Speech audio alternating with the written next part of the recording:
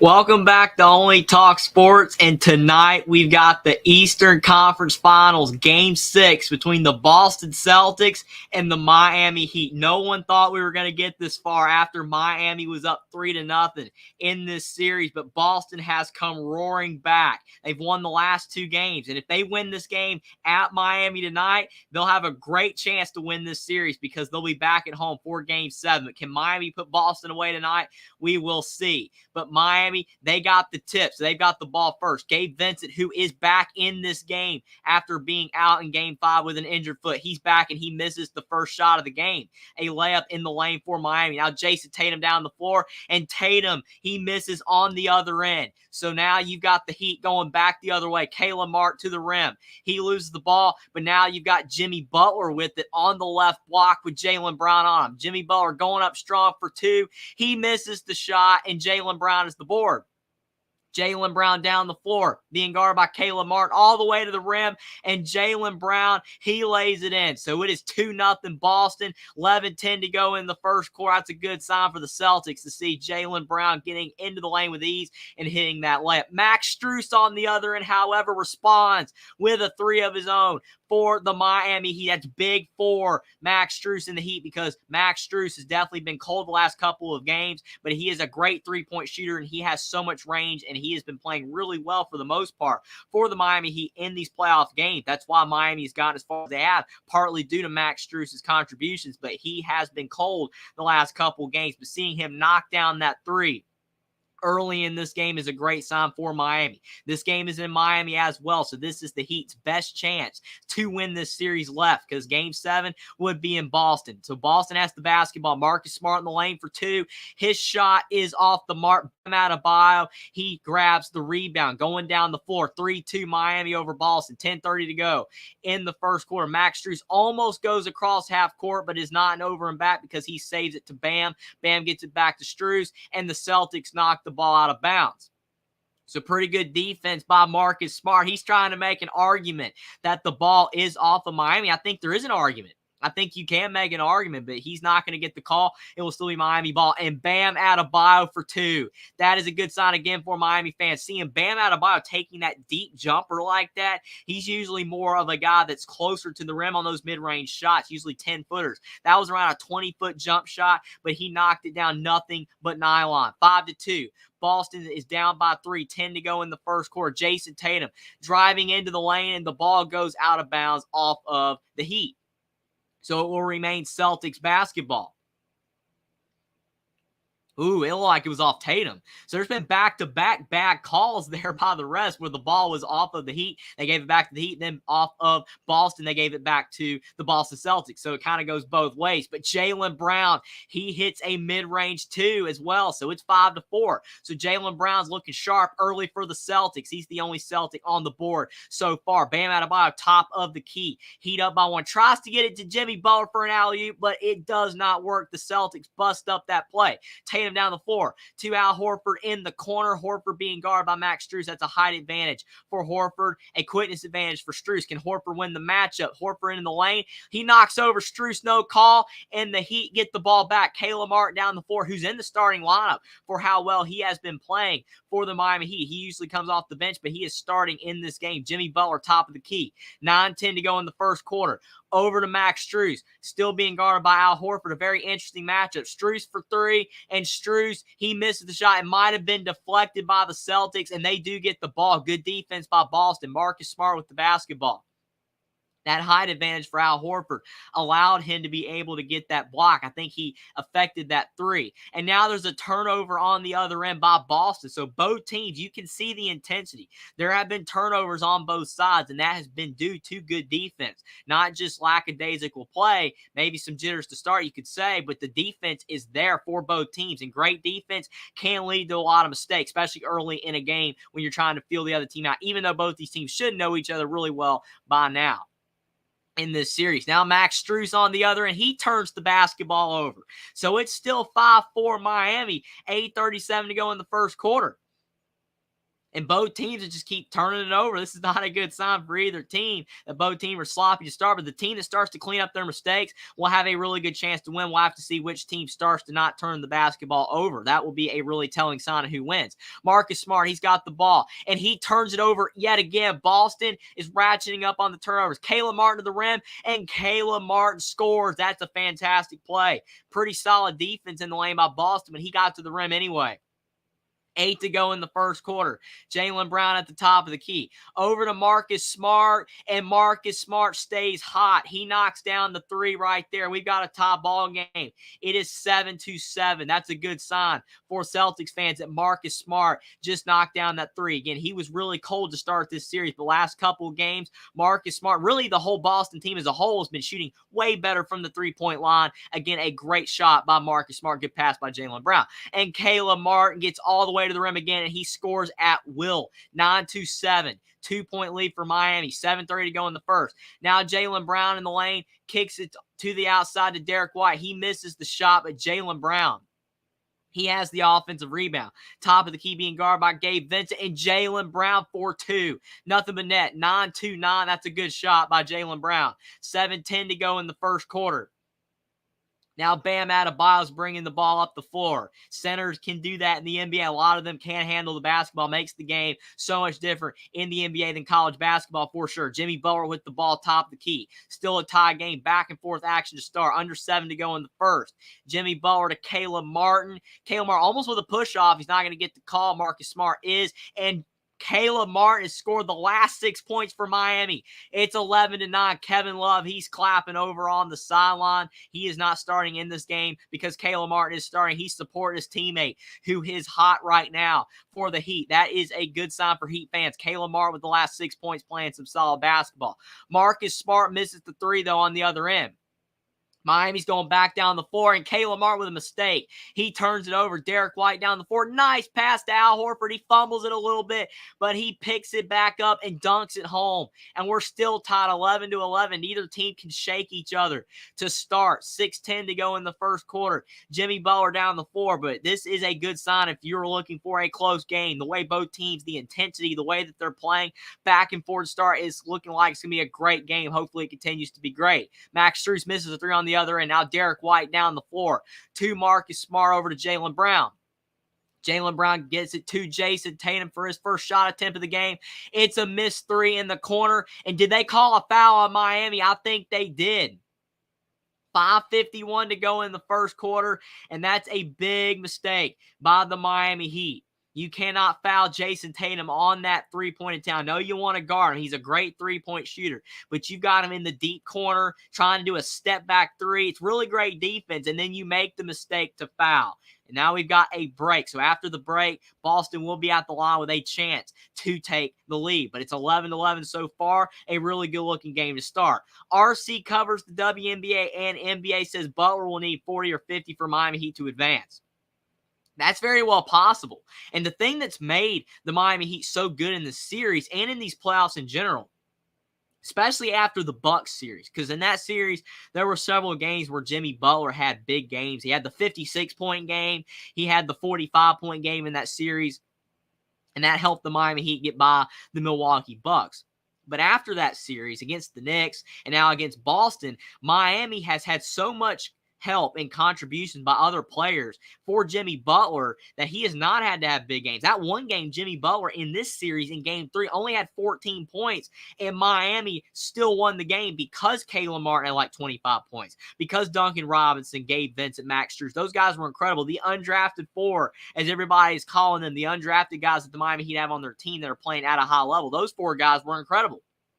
And that's huge for the Miami Heat because of the fact that it takes the pressure off Jimmy Butler. Yes, he needs to be great. Yes, he needs to have a lot of points because the better he plays, the better chance Miami will have to win. So Jimmy Butler can't slack off because the other guys on his team are doing a great job. He needs to still provide what he can provide, which is 25, 30, maybe even 35 points or more. But Miami shouldn't have to have him, and they don't really need to have him to score that much to win, because of what we've seen from these other guys that have gone out there and contributed at a high level. If Jimmy Butler scores 25 points, but he's getting around 50 points combined from the undrafted four, and then Bam Adebayo can maybe have 15 or 20 points. There's a really good chance that the Miami Heat can win this game because they have the home crowd, because they know that they're not in, desperate measures right now, but Jimmy Butler knows. And I think the majority of the Miami Heat roster knows that this is potentially their season because they cannot lose this game if they want to advance to the finals. Yes, they can win at Boston. They've already done it twice. They can do it. But you really don't want to test that theory. You don't want to have to say, well, we just lost 3 in a row. Now we can go back to Boston and win game 7. You could make an argument that it would put all the pressure on Boston because they were down 3-0. And if Boston does win this game and they tie 3-3, no team's ever come back from 3 down. Could Boston have the wherewithal on their own floor to be able to beat the Miami Heat? Or would Miami be in such desperate mode not to let that happen, not to be the first team to ever let a 3-0 lead go to waste? And then they go out there and beat Boston on the road. That's very well possible, but Miami probably knows that they need to win this game just to be safe. Because if they don't win this game, Boston is in great shape, especially with the momentum that Boston has gained in the last couple of games. Boston has been playing so much better the last few games, and they just keep playing better and better. And the more momentum that they get, you would assume that it would carry over to Game 7 back in Boston. But it's going to be really interesting. But like you said, there's a great chance that Jimmy Butler will have to have a big game for Miami to win. But it would really go a long way in Miami's chances of winning this game if Jimmy Butler has only around 25, but his teammates really help him out. I feel like the guys around him have not been as great the last couple of games, and that's a big reason why the Miami Heat have been losing more recently in these last couple of games. Jason Tatum, he's at the line for those 3 free throws. A big mistake by the Miami Heat. And Jason Tatum, he knocks down the first. So it's 12-11. Boston leads by 1, 5:51 to go in the first quarter. Tatum knocks down the second. He's a really good free throw shooter for his size 6'8" player, kind of like Kevin Durant, the fact he's a taller player, but he can knock down free throws at a high rate. That's never been an issue for him. Can he knock down this last free throw to hit all 3? And he does. A little shaky on that last one, but he knocks it down. So it's 14-11, and Boston's in front by 3. Miami needs a response. Gabe Vincent with the basketball going up the floor with Jaylen Brown guarding him. Gabe Vincent, he's had some big moments in these playoff games for the Heat. He's back off of his minor injury in Game 5. Jimmy Butler pulls from 3, and he knocks it down in the face of the Boston Celtics defense. What a shot by Jimmy Butler. Butler might have arrived in this game. 14-14, and we're still tied. There has to have already been like 6 ties in this game. When one team scores, the other team responds. Tatum down the floor, and Tatum off the momentum of those 3 free throws, he gets to the rim, and that's something he can do at a high level, and he scores. 16-14, Boston back in front. 5:10 to go in the first quarter. Jimmy Butler down the floor, getting to the rim, kicks to Gabe Vincent in the corner. Gabe Vincent with a pump fake all the way to the rim, taking contact. He misses the shot. He falls to the ground, but he's getting up. Hopefully he's okay, but Jaylen Brown, he gets the ball, and Jaylen Brown scores. What a play by Jaylen Brown, taking the ball all the way up the floor, getting to the paint and laying it in. That is a talented play. And Jaylen Brown's having a really good first quarter. Boston 7-12 in the field. Miami 6 of 13. But Max Strus, not to be outdone, he gets in the lane and he scores on a layup. 18-16. Really good shot by Max Strus, showing he's more than a three-point shooter. Jaylen Brown off the dribble with a long 2 over Bam Adebayo, and Jaylen Brown stays hot. 22-16. Jaylen Brown, this is a good sign for Boston fans. Jaylen Brown with 10 points, 5 of 5 from the field. He has not looked this good in a quarter in a long time. 4:10 to go in the first quarter. Bam Adebayo with Grant Williams on him. Grant Williams now into the game for the Celtics. And Bam scores with that height advantage over Grant Williams. 22-18. 4 to go in the first quarter. That's something that Bam Adebayo can do. All he has to do is get switched on a shorter player and then score over with that jump hook shot. That is a deadly play, a really good play by Bam. Jason Tatum with a step back 3. He can make that shot, but probably not the shot Boston needed right there. 22-18, a missed shot, and Miami's going back the other way. Jimmy Butler with Robert Williams on. Robert Williams now into the game for the Boston Celtics. Jimmy Butler trying to take on Robert Williams down the floor, and Jimmy Butler misses the shot, but he got what he was looking for. He draws a foul. He'll be going to the line. 3:37 to go in the first quarter. And the one thing about Jimmy Butler is the variety of ways that he can score. Yes, he can shoot the three. That's something that he's not really known for, but he can knock down the three. But he's got a variety of moves in the paint. He can hit the mid-range. He's got the step-back jumper. He can get all the way to the rim. He's a pretty good free throw shooter as well. Jimmy Butler has a variety of ways to score. He's a very versatile player, which is what makes him one of the best players in the NBA still at his age. He knocks down the first free throw. So it's 20-19. Jimmy Butler only had 14 points in Game 5. And the unfortunate thing for Jimmy Butler is in Game 3, he didn't have the biggest game either, but his teammates helped him out, helped Miami be able to win Game 3. But in Game 5, he just was not getting those contributions from his teammates. Boston was playing so well, Miami fell short. But Jimmy Butler probably going to have a big game. He does knock down the second free throw, so we're tied yet again at 20 apiece. 3:20 to go in the first quarter. Tatum to Jaylen Brown in the corner. Jaylen Brown driving into the lane. Kicks to Robert Williams 4-2. That's a very unselfish play by Jaylen Brown as well as he's been playing. In this first quarter, he could have taken that jump shot, but instead he got it to his teammate Robert Williams down low on the block, and he got an easy 2 there. Really smart play by Jaylen Brown. Now Jimmy Butler misses a 3 at the top of the key. Robert Williams with the board. Boston's been doing a much better job of rebounding. That's something they struggled with earlier in the series, the rebounding at a much higher level last couple of games, which is attributed to their last 2 wins. They've also been shooting the ball much better as well. Jaylen Brown off the dribble to the rim again. He misses. Robert Williams with the offensive rebound, and Robert Williams with the putback. 24-20. That's what Robert Williams can do for you. He is a great rebound on the offensive and defensive ends. Gives Boston more shot attempts. Kyle Lowry, he misses a mid-range 2 in the middle of the lane. Cody Zeller is also into the game along with Kyle Lowry. Jason Tatum going down the floor with a step back 2. How did Jason Tatum make that shot? I have no idea. What a shot. The degree of difficulty was insane on that one. Over a shorter defender in Caleb Martin, I will say, but still a great shot. Now Jimmy Butler in the lane with Miami down 6. 2:10 to go in the first quarter. Kyle Lowry into the lane to Cody Zeller, and Cody Zeller is fouled on that play. So Cody Zeller, the tallest player on the Miami Heat roster, the highest draft pick that's currently playing for the Miami Heat. He was the 4th pick in the 2013 draft to the Charlotte Bobcats when they were still called the Bobcats. Victor Oladipo was drafted 2nd overall as well, but he's a guy that's not on the floor right now with an injury, unfortunately, for the Heat, along with Tyler Hero, and Gabe Vincent was out for Game 5, so Miami's definitely shorthanded. But Cody Zeller, he is a really solid player. Miami picked him up in the middle of this season, along with Kevin Love. They picked up both players during the trade deadline. I think both players were solid additions. Obviously, they're not going to go out there and score 15, 20 points for the Miami Heat, but they are solid contributors nonetheless. Kevin Love, a guy that earlier in his career, he was great, and he could score a lot of points, but he's getting older.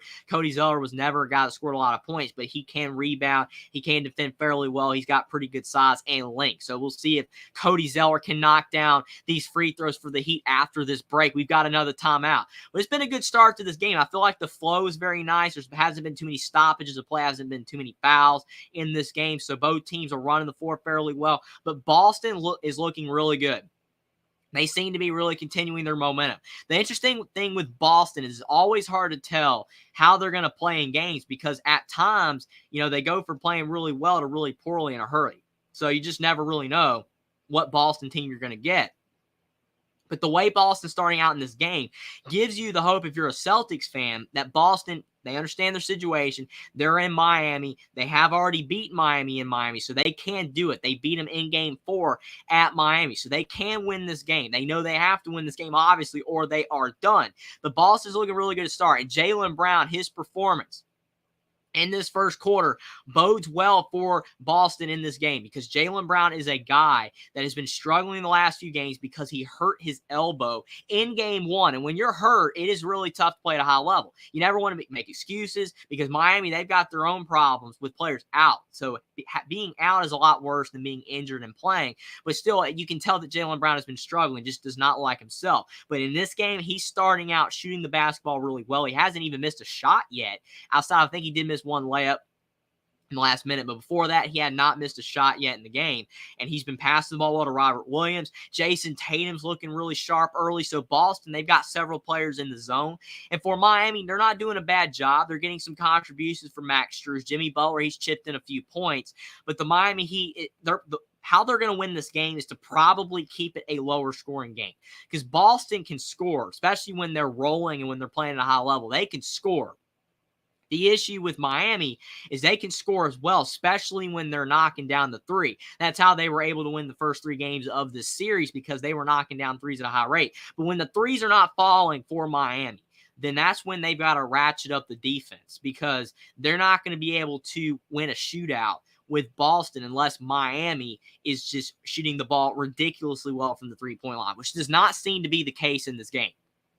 Miami, I'm not saying they're not going to shoot well in this game, and they still could very well have a great shooting night, but it doesn't seem like they're having, the most explosive offensive performance in this first quarter. Only 21 points, 2 to go in the first quarter. They haven't hit a ton of threes, so they're probably going to have to really defend in this game and hope this game's probably in the 90s or the hundreds. And if that's the case, I think Miami has a legitimate chance to win with their home crowd. But we'll have to see. It's going to be really interesting. But Boston, if they win, they'll have a great chance to win the series. It's going to be really interesting. Cody Zeller's first free throw is good, so he gets on the board in this game. 26-21. Boston leads by 5. Jaylen Brown getting a well-deserved breather on the sideline after his really good start to this game. Cody Zeller's second free throw is up, and it is off the mark, just off the rim. Tatum with the board. So Boston up by 5. Tatum bringing the basketball up the floor. Under 2 to go in this first quarter. Jason Tatum, he's hit some big shots early in this game. Can he hit another one on this possession? Tatum to Marcus Smart for 3, and Marcus Smart bangs another 3 home. 29-21, 8-point lead for the Celtics. And Marcus Smart, what a transformation we've seen from early on in the series to now. He is shooting the ball really well from 3, which is helping Boston's offense tremendously. Kyle Lowry to Caleb Martin in the court. Caleb Martin hesitates, which is usually a bad sign on threes, but he knocks it down anyway. What a shot by Caleb Martin. A little hesitation, but he gets it to drop. 29-24, 5-point lead for the Celtics. Caleb Martin continuing to play well for the Heat. He has 9 points and 4 boards in this first quarter. Jason Tatum into the lane, blocked by Cody Zeller, but I think they're going to call a foul. So Cody Zeller almost was clean on that block, but he's not going to get the clean block. They're going to call a foul. Wow. I see why Caleb Martin hesitated. He almost stepped out of bounds. So he had the wherewithal to look down to see if his foot was out of bounds, and he was barely in play, just by an inch, but he gets that 3 to go. Caleb Martin been averaging 17 points per game in this series. Been incredible for the Heat and definitely much needed, especially with the players that they have out. Cody Zeller, he's going to the bench. Only played a couple minutes, but he hit 1 free throw for the Heat when he was in. Tatum does hit the first free throw, so it's 32-24. 6-point lead for the Boston Celtics. We'll have to see if Tatum can hit the second free throw to put Boston up by 7, which is very well possible, as well as he shoots at the line. His free throw is up, and he cans it home. So it's 31-24. Miami's not doing a bad job. It's not like they're getting blown out in this first quarter, but Boston is definitely in control of this game. They have the lead. If you're Boston, you want to continue to stay in front because you're on the road. Keep the crowd kind of at bay, a little bit quiet. You do not want the crowd to get loud and be able to influence your game. Butler into the lane. Kicks to Caleb Martin in the corner, and just keep feeding Caleb Martin. If you're the Miami Heat, he hits another 3. 31-27, 50 seconds to go in the first quarter, and Caleb Martin, he's got 12 of Miami's 27 points. He scored almost half of their points. Derek White, top of the key, kicks to Marcus Smart. Marcus Smart pulls again for 3. He misses this time. Tatum in the lane, out to Derek White, and Derek White for 3. The Boston Celtics continue to stay hot from the outside. They're doing a great job from the three-point line. Bam Adebayo in the lane. He misses the shot. Jimmy Butler gets the offensive rebound. Butler in the lane, goes up strong. He misses again. Another putback and a miss. And Kyle Lowry on the 3rd attempt finally gets the shot to go. Miami just kept crashing the offensive glass. They did a great job, and they finally got rewarded for their effort there with that layup. 34-29. 13 seconds to go in the first quarter. Looks like Boston will have the last shot of this first quarter. Tatum with 5 seconds left in the quarter. 4-3. His shot's a little bit short. Caleb Martin with the rebound, and that will do it. That is the end of the first quarter. It's 34-29. Boston leads by 5 points. So a pretty good first quarter for both teams. Miami started to get rolling a bit late in that quarter, but Boston was also hitting shots as well. Because if Miami had been the only one hitting shots, they could be in the lead right now or around tie. But Boston, they continue to knock down threes. And if Boston continues to shoot the ball this well from the three-point line, it is going to be extremely hard for Miami, extremely difficult for them to win this game because Boston has been rolling. As Charles Barkley said, he said it best. If Boston is playing at their best, they're almost unbeatable. They almost can't be beat by any team in the NBA when they're playing at their best. Last two games, that's what Boston has done. But Boston lost the first three games because they did not play at their best and because Miami played so well. So it's really going to come down to how well the Heat play versus Boston. If Boston has another great game, you would think that they'd win this game. But if they have another game where they struggle or a game that they can't play well the whole game, that's been one of the biggest issues for Boston is just consistency within a game. Boston is not just inconsistent over game to game. It's sometimes within a game because Boston can have a great first half and then really strong in the second half or vice versa. You even saw in game 4 when people thought Boston was going to get swept. They did not play that great in the first quarter. They were actually losing at the half. Miami looked like they were going to put the series away. But in that second half, everything flipped. The script flipped. Boston started to play so much better in that second half. It's like they knew this was their last chance. They started knocking down 3 after 3. Marcus Smart was knocking down shots. Jason Tatum, Jaylen Brown, you name it. Al Horford got into the action. They were all doing a great job in that second half of the elimination game in game 4, and they were able to win that game. It carried over to game 5. Boston played well for the entire game. And now in this game as well, you see Boston starting out in this game shooting the basketball really well. The first quarter, Boston's already hit, I would think, around 5 threes, and it's been by several different players. Jason Tatum has hit a 3. You look at Marcus Smart's hit a couple. Derek White. That's how you win, is when you get multiple players playing so well. That was the formula for Miami early in this series. That's why they were winning, because outside of Jimmy Butler, who is always going to get his in most games and play at a high level, Bam was doing a great job. The undrafted 4, Caleb Martin, Max Strus, Duncan Robinson, Gabe Vincent, were incredible. They were scoring the ball at a ridiculously high rate. I think over those first 4 games, they were averaging 61 points per game combined between those 4 players, which is unheard of in the NBA, that 4 undrafted guys are doing that. Incredible by all 4 of those players and the Miami Heat for player development and those guys wanting to contribute at a high level, knowing that they have to with Tyler Hero and also Victor Oladipo being injured for the Heat. But Miami has not been getting those contributions as much from those guys last couple games. And I don't know if that's because Boston's playing better defense. I think that's part of it. But I also think Miami's just gone cold a little bit. And the pressure is now on them because they know that they cannot blow the series. You really would think, looking at the Miami Heat, that they don't want to be the first team to give up a 3-0 lead and lose the series. That would just be a horrible look. Yes, they're the 8 seed, so maybe it wouldn't be the biggest upset in the world because people know how good Boston can be when they're playing at a high level, but it still be bad. So the pressure is mounting on Miami. They know they really need this game. So it's going to be really interesting for sure. Definitely as this game continues, you're going to see the intensity ratchet up, especially if Boston wins. Oh, what a game 7 we're going to have in Boston on Monday, on Memorial Day. Hope everyone's having a great Memorial Day weekend as well so far. But still, this game's going on right now. Boston could lose. Miami can end it all here and move on and be an 8 seed only for the second time in the finals. It's going to be really interesting to face Denver, who's in the finals for the first time, but we'll have to see what happens. Grant Williams, he misses a 3 to start the second quarter. Jaylen Brown with an offensive rebound. He might have been fouled down low. Again, Boston's doing a great job rebounding in this game. They are rebounding at such a high rate down low, and they're preventing Miami from getting a lot of rebounds. Even on the defensive end, Boston's doing a great job. Miami's done a good job as well, a little bit on the offensive glass, but Boston has been rebounding at a better rate than Miami, which is a big reason why Boston has this 5-point lead. Besides the fact that they're shooting well, Jaylen Brown got up a little gimpy there on that play. Looks like he hurt his wrist a little bit. Hopefully he's okay, because the Boston Celtics definitely need a healthy Jaylen Brown. If Jaylen Brown's banged up, that will definitely not be a good sign for Boston.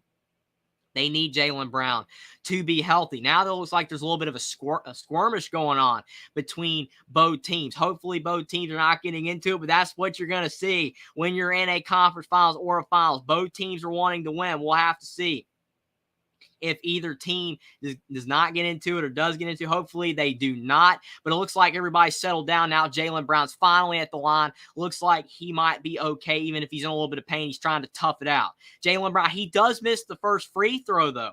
Free throws are key as well. You got to make your free throws in conference finals, in finals, because if you don't make your free throws, then that is, a big reason you could lose a game. Look at the Raptors against the Bulls. Even though you can make an argument, DeMar DeRozan's daughter played a role for sure, you could say, but still, the Raptors shot the ball poorly in that game for the free throw line. They lost.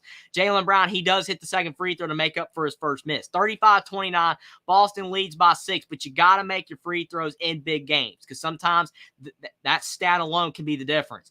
Out to the top of the key for Miami. They're passing the ball around the world. Martin to Lowry to Robinson. Back to Lowry for 3, and his shot's off the mark.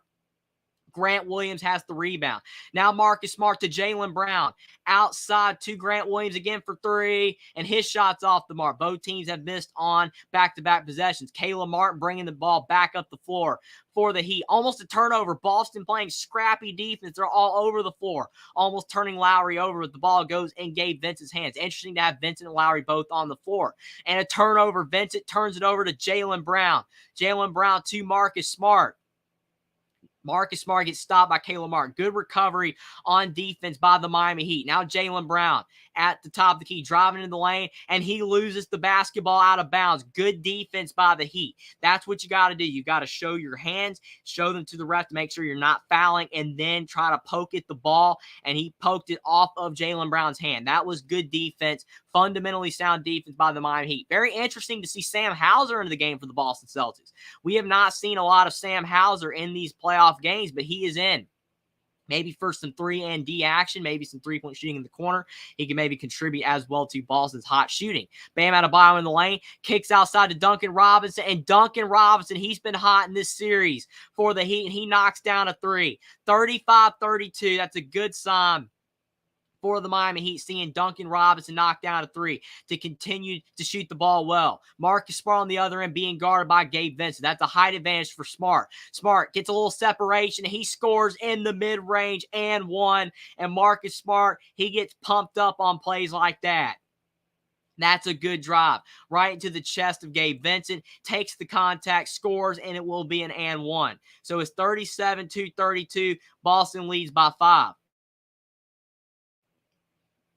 And he could potentially put Boston up by 6 with this free throw make. 10-10 to go in the second quarter. Marcus Smart has definitely upped his game in these playoff games, last couple games, versus what he was doing earlier in this playoff series. And Marcus Smart knocks down the free throw. So it's 38-32. Miami inbound. Kyle Lowry over to Gabe Vincent. Up the floor. Miami slowing the pace down, maybe trying to get Boston a little bit out of rhythm. Gabe Vincent pulls for 3, and he knocks it down. Bam's looking for a foul down low. He got knocked to the ground, but there is no foul call, and Gabe Vincent knocks down the 3, so it all ends well for the Heat. Al Horford with the ball. Boston up by 3. Now over to Grant Williams. Back to Horford. 9:40 to go in the second quarter. Horford to Marcus Smart. Inside to Jaylen Brown with Lowry on. That's a height advantage for Brown, but a steal by Lowry. Lowry with the great hands on the defensive end. Jimmy Butler back the other way. See, Miami starting to play better defense. That's what they have to do if they want to win this game. You got to play good defense. Try to frustrate Boston. Kyle Lowry blows by Jaylen Brown in the lane, and a good tap and steal by Jaylen Brown to Smart to Tatum. All the way on the other end, there's a foul in Duncan Robinson. Jason Tatum with fantastic athleticism, with the Euro step to get all the way to the rim like that. That's a fantastic play by Jason Tatum. He's one of the best players in the NBA. He is fantastic, especially when he's consistently playing well. Some people knock his consistency. Maybe he's not always playing at a high level, but he's doing a good job so far in this game. He's got 9 points. That was a great job there. Could not finish the play, but that was a really good job by Tatum. He hits the first free throw. So it's 39-35. But Smart to Tatum. And then the Euro. Duncan Robinson tried to defend without fouling, but he unfortunately just could not do that for the Miami Heat. Tried to stay in front of him, got a little bit of contact on the arm. Tatum's second free throw is good. So it's 40-35. 5-point lead for the Celtics. 9:15 to go in the second quarter. Gabe Vincent bringing the ball back up the floor for the Heat. Gabe Vincent's had a couple good plays in this game, but he has not had the impact that he's had pre-injury. We'll have to see if he can get back into it. He did just hit a big 3, though. And he hits another one right as I say that. That gets Gabe Vincent going. 42-38, 9:04 to go in the second quarter, and we've got a timeout by the Boston Celtics. Maybe Gabe Vincent's finally getting back on his feet with a couple of back-to-back threes. Maybe that will get him going. But when Gabe Vincent's playing at a high level, that makes the Heat a much better team, because that allows them to not have to play Lowry as much. It's not the fact that Lowry's not a great player, because he still is really solid. He was especially great when he was with the Raptors, but he's an older player now. You do not want Kyle Lowry to have to play too long. And it's not the fact, again, that he can't play, but, at a high level for long. But I think that the Miami Heat, you've seen the versatility when Gabe Vincent's in the game and when Gabe Vincent's making shots, because Gabe Vincent has opened up the offense with his quickness. He's got sneaky speed. He can get to the rim. He's been facilitating at a high level. And then that allows Kyle Lowry not to play as long. And when he's in the game, he can play even harder for the time that he's in. So I think it just makes Miami that much better when you have Gabe Vincent in the game playing at a high level. But Gabe Vincent, he missed game 5, and you could just tell, especially when Kyle Lowry was not on the floor, that Miami's offense was just discombobulated because they did not have a true point guard on the floor. You can have a team without a true point guard, because you look at Boston, technically they don't really have a true point guard if you do not count Marcus Smart as one, but he's grown into that role. And Boston has so many guys that can handle the ball, like Jaylen Brown, even Jason Tatum. I think it kind of takes more of the pressure off of Boston of not having to have a true point guard on the floor. But with Miami, I just don't really think they have that. They do have guys that can handle the ball, but they're better when Gabe Vincent's on the floor playing well. His improvement has definitely been a big reason for the Heat surge late in this season, because when they were struggling earlier in the year, that it just wasn't a good sign for Miami. That's why they were losing games. That's why they're an 8 seed right now, because they were really struggling earlier this season. Yes, they did have injuries to Jimmy Butler. They had some injuries to Tyler Hero, some other players on their roster, which injuries have just been a theme for the Heat, unfortunately, this season. They've got Hero and Victor Oladipo out right now. But looking at Miami, when they played at their best, it's when Gabe Vincent's been playing at his best, and especially been toward the end of the regular season. And it's carried over into these playoff series. And then when you get Jimmy Butler playing like Jimmy Butler, especially in that Bucks series, that makes Miami actually one of the best teams in the NBA.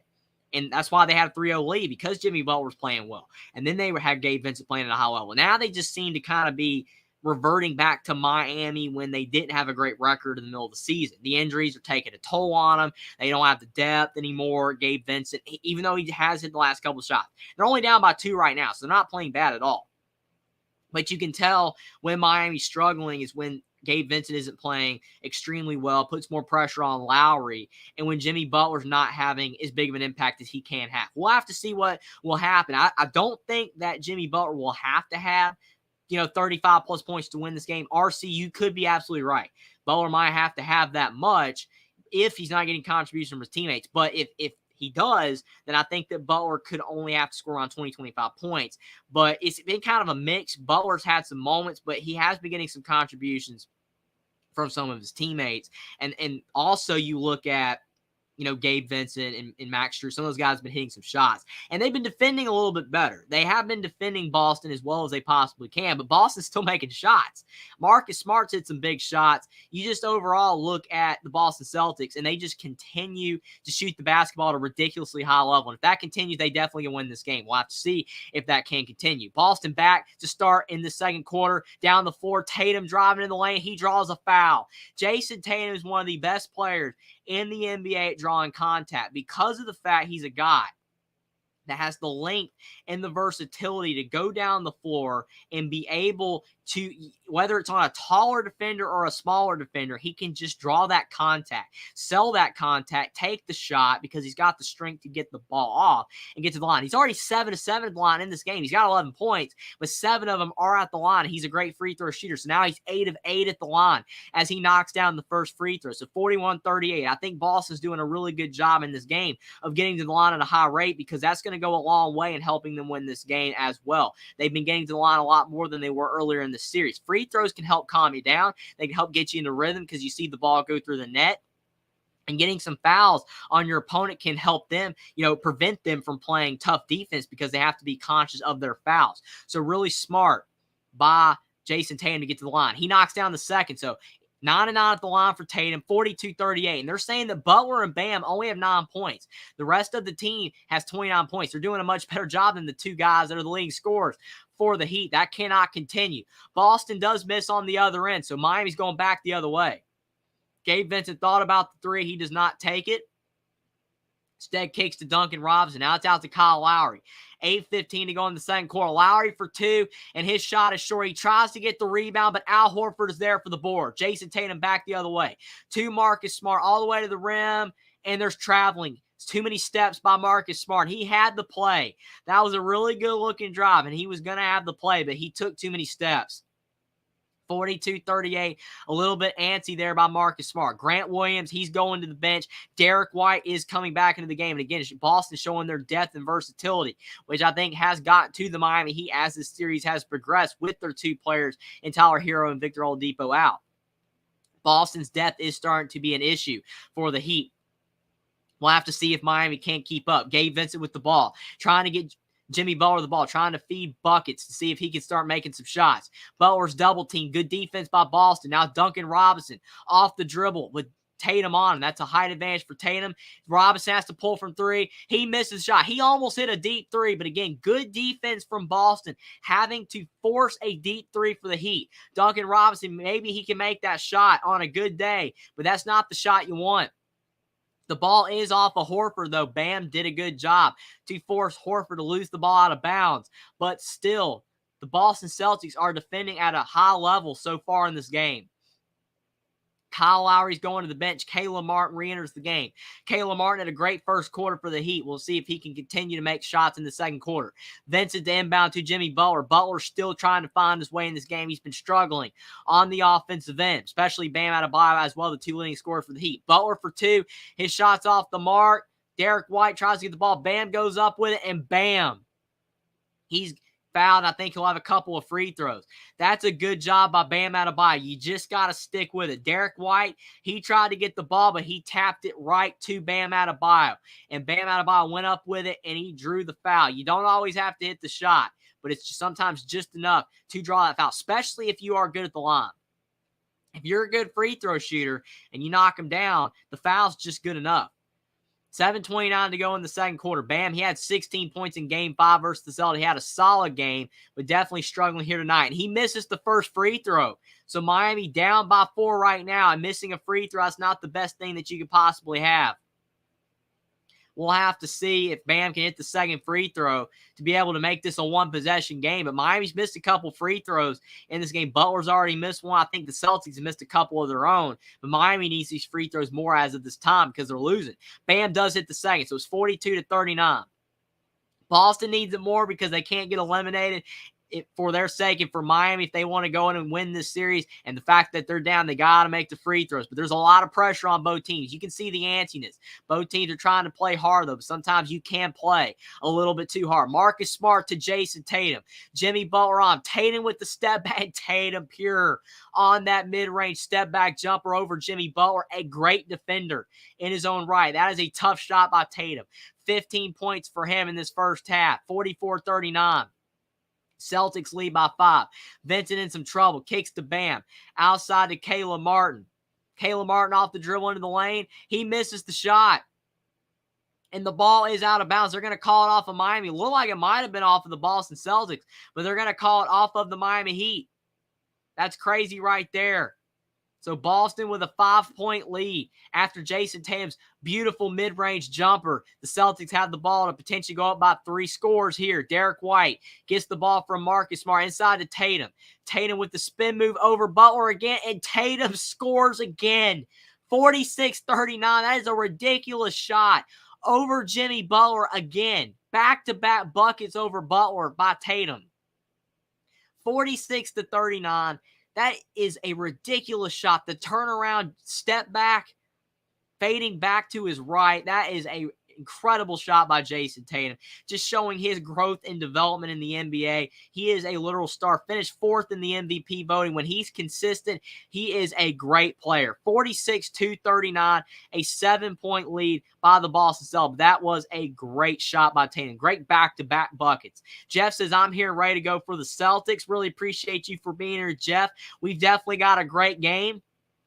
It should be a good game the rest of the way, but the way both these teams are playing, you never know if it's going to be close down the stretch. We've seen some close games turn into blowouts as the game continued, but the way both teams are playing, you would assume that this will be a close game down the stretch. The Boston Celtics, they are looking better than Miami because the stars for Boston are getting it done. Jason Tatum, he's already got 17 points. Jaylen Brown, I think, has got around 12 to 14 points, somewhere in that range.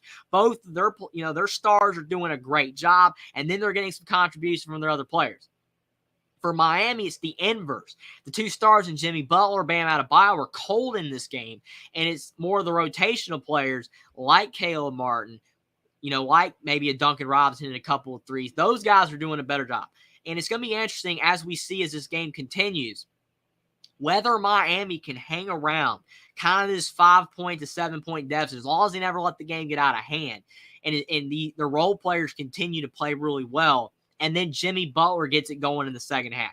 Jimmy Butler has been known in the second half to take over games. He's been cold the last couple, but we'll have to see if he can get it going later on in this game. And it could be a scenario where Miami's down by a few points down the stretch of the game, and then Jimmy Butler gets on a roll late, and he starts knocking down shot after shot, and then Miami finds a way to win and in the series. But if he never gets it going, then we could see a Boston victory here. And then Game 7, it's going to be chaos because you're going to have potentially the first team ever to come back from 3 down, the Boston Celtics. They can win at home. That would be insane. It would be pandemonium. Miami Heat fan would be furious. But still, the Miami Heat, they've had a great season to be where they're at. In the Eastern Conference Finals, I don't think most people thought Miami would get where they were at when they ended the regular season, and then they had to be an 8 seed because they lost in the playing game and then won the second playing game. And then they had to play the Bucks. Yes, Giannis missed 3 games, but Jimmy Butler was fantastic. And Miami, they've grown up a lot as a team, and it could be a good sign for the future, considering the fact that so many of their guys, like these undrafted 4, have been playing so well. That could be a good sign for Miami in the future. It's going to be really interesting. Nowhere near done in this series. But even if Miami does not win this series, they've still had a great season, especially in the playoffs. But I know Miami Heat fans do not want that to happen. They could still win this game. They could still win this series. But the Boston Celtics are playing some great basketball right now. They are definitely building momentum and building a lot of confidence in fans that they can win this series with their play.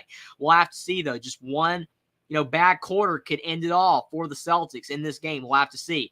Nana says, just to let you know, I'm here tonight. Really appreciate you for stopping by, Nana. I really do appreciate it. It means a lot. Got a big game. Should be a lot of fun, and it's going to be a lot more fun knowing that you are watching for sure. I really appreciate you for stopping by. Means so much. Really appreciate both you and Jeff for stopping by. RC says, if Miami gets off to a hot start, trouble's on the ride for the boys in green and white. I agree with you. If Miami had have gotten off to a great start, that would have put so much pressure on Boston. But the Celtics, they were able to curve Miami early in the game. Boston did a good job of getting the lead first, and they are currently up by 7. Gabe Vincent down the lane, though. He's cut it to 5. Gabe Vincent back on the attack. 46-41, 6 to go in the second quarter. That's a good sign for Heat fans that Gabe Vincent looks okay on that foot. Big shot made by him. Celtics back down the floor. Marcus Smart over to Derek White for a relatively open 3. He can't knock it down. Jimmy Butler with the board. 5:50 to go in the second quarter. 5-point lead for the Celtics.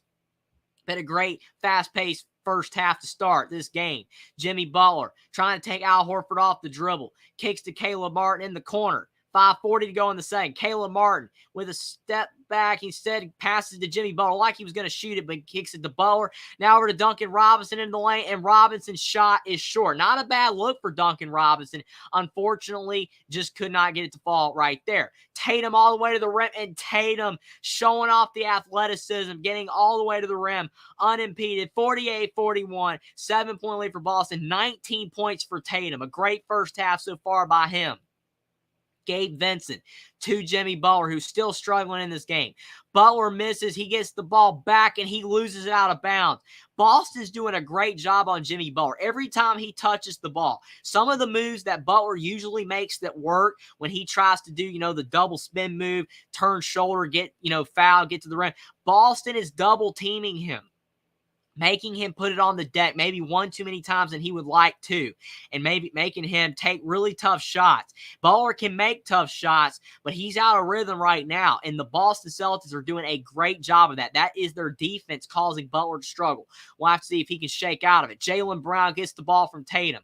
Brown top of the key, 4-3. He misses the shot. Robert Williams saves it up. Now it's over to Marcus Smart. Another offensive rebound for the Celtics. Tatum top of the key, driving to the lane to Robert Williams for the dunk.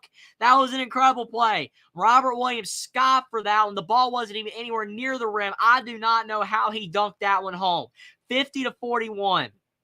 I would say great alley-oop, but the pass wasn't that great. But the finish was beautiful by Robert Williams. And a turnover by Jimmy Butler. They're still frustrating Butler. Boston down the floor. Tatum at the top of the key, off the dribble into the lane, and Tatum for two. 52-41. Boston opens up an 11-point lead on the Heat. 4:15 to go in the second quarter. Boston continues back-to-back great plays. First, the alley-oop from Tatum to Robert Williams with the incredible catch and dunk, and then Tatum all the way to the rim, laying it in. 52-41. The Boston Celtics, can't say they're running away with it. They're only up by 11, but they're definitely on a little roll right here. And the Miami Heat, and a little bit of danger. You do not want to fall behind by a lot of points if you're the Miami Heat. Yes, you are the home team. So you would feel like, and also the fact that Miami is not the team that's on the brink of elimination, you would feel like Miami can be down by more and maybe potentially come back. If Boston was the one down by a lot, then you could say that they would completely be in bad shape because of the fact they're on the road. The crowd for Miami would be engaged, and they're the ones on the face and the brink of being eliminated. But looking at the Heat, they know that this is their game. I'm sure that Eric Spoelstra has told them repeatedly, we need to win this game. If we do not win this game, our chances of winning the series really go downhill because this series will be going back to Boston. And I believe that's why Gabe Vincent sat game 5, because Eric Spoelstra probably believed, that Gabe Vincent could play, but he might not be 100%. We want him back for the game that we really need to get. Game 6 at home. But unfortunately for Boston, it's helped them gain momentum. They've won the last 2 games, and now Miami's reeling a bit. So it's really interesting for sure. But the Boston Celtics, they're on a roll, and Miami is in a little bit of trouble. 52-41, 4:10 to go in the second quarter. Jimmy Butler at the top of the key being guarded by Jason Tatum. Now it's over to Bam Adebayo. He's still really cold. Max Strus top of the key, and Max Strus drains it through. That's a big shot for the Miami Heat. 52-44. Max Strus, Duncan Robinson, Caleb Martin, and Gabe Vincent have been huge in the fact that Miami's still in this game. Jimmy Butler, Bam Adebayo are really struggling. Derek White down the floor. He gets a friendly bounce off the back iron and in. 54-44, 10-point lead for the Boston Celtics. Jimmy Butler to Gabe Vincent in the lane. Vincent's shot is barely off the rim. Tatum trying to get the ball, taps it up. Butler almost tapped it in. Now Bam Adebayo falls on Jimmy Butler. 3:27 to go in the second quarter. All of the players down low were fighting for the ball, and Bam Adebayo fell right on Jimmy Butler as he was already on the deck. Hopefully he's okay, but that was a big collision.